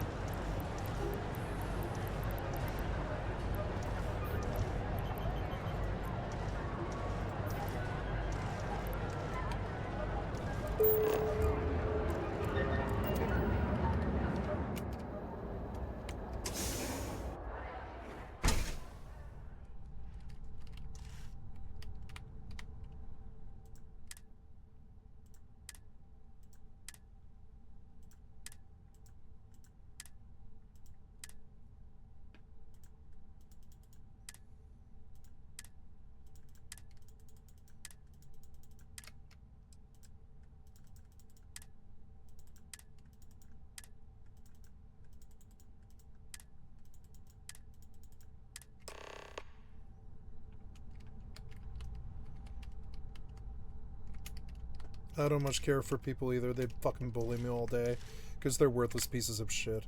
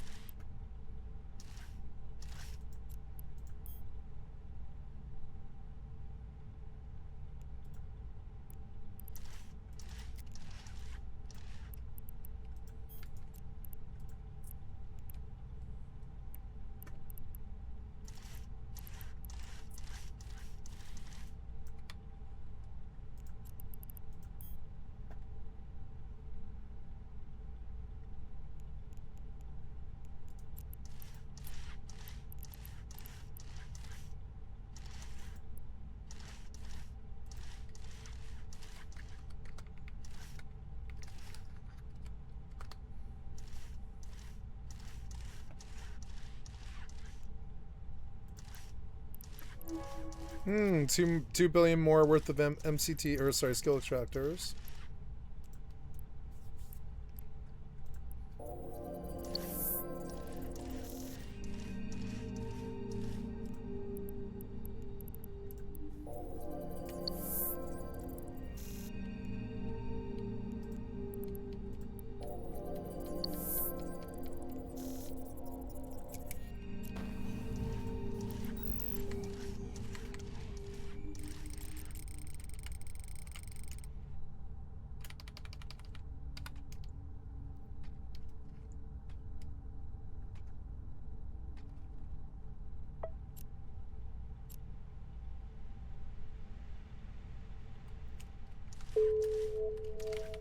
Ooh, Tapey boy.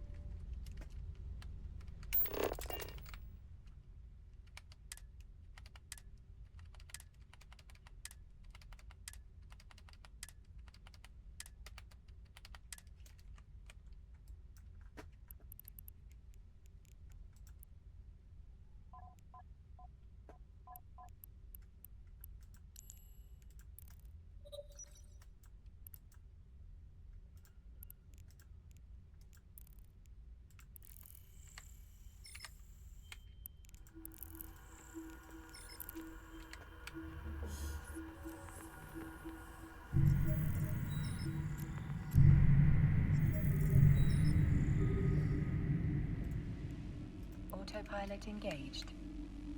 Autopilot engaged. Warping to Stargate. Warp drive warping active. To Stargate. Warp drive active.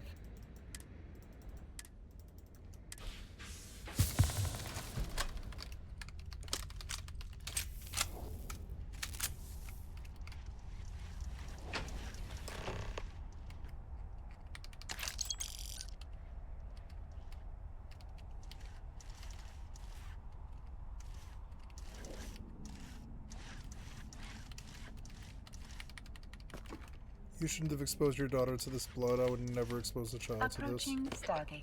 They'll have trauma and stuff. This makes me dislike Bethesda a little bit more. Oof.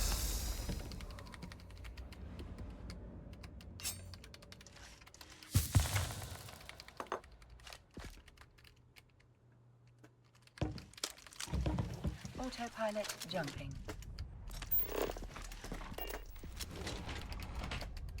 Autopilot jumping.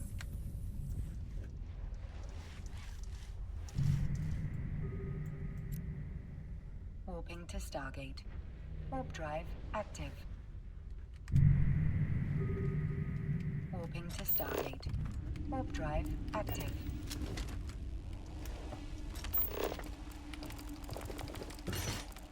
Sorry, I gotta steal your mom's everything. I gotta steal everything your mom owns. Sorry.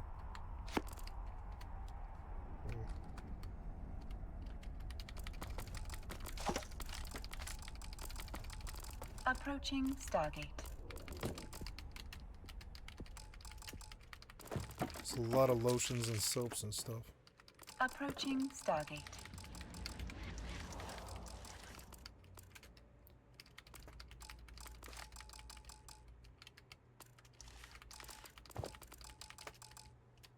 Autopilot jumping.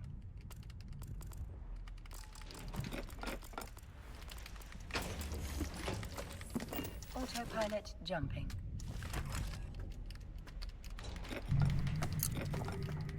Warping to Stargate.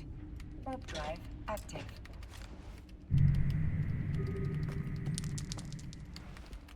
Warping to Stargate. Warp drive active.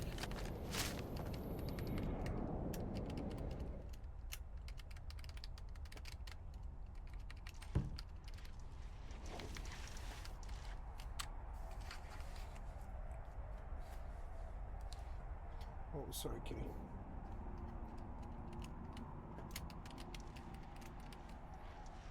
Approaching Stargate.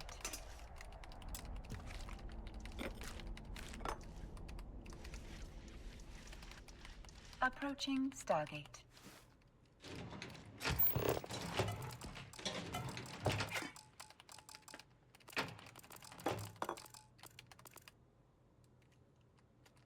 Autopilot jumping.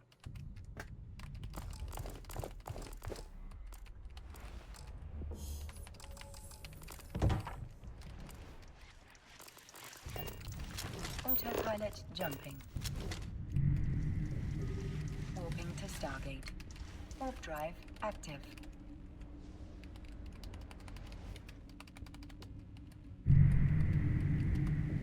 Warping to Stargate. Warp drive active.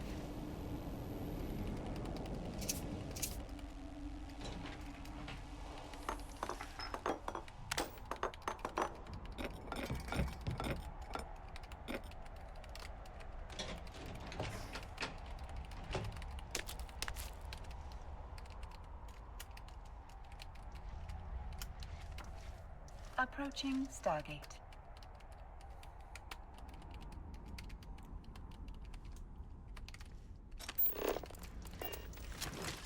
Approaching Stargate.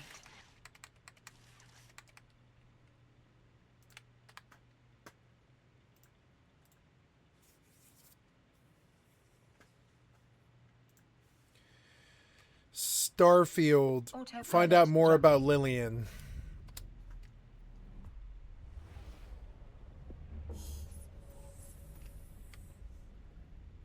Autopilot jumping.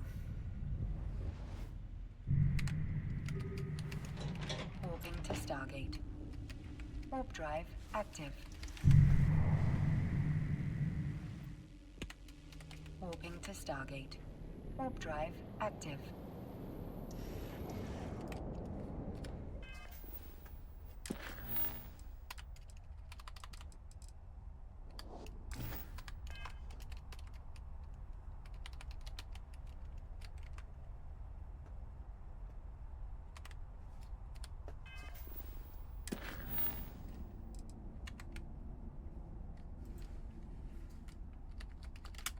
Approaching Stargate.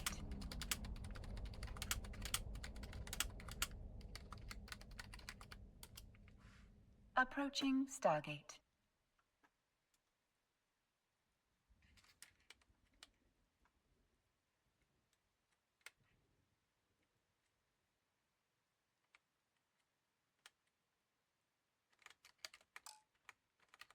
Autopilot jumping. Autopilot jumping.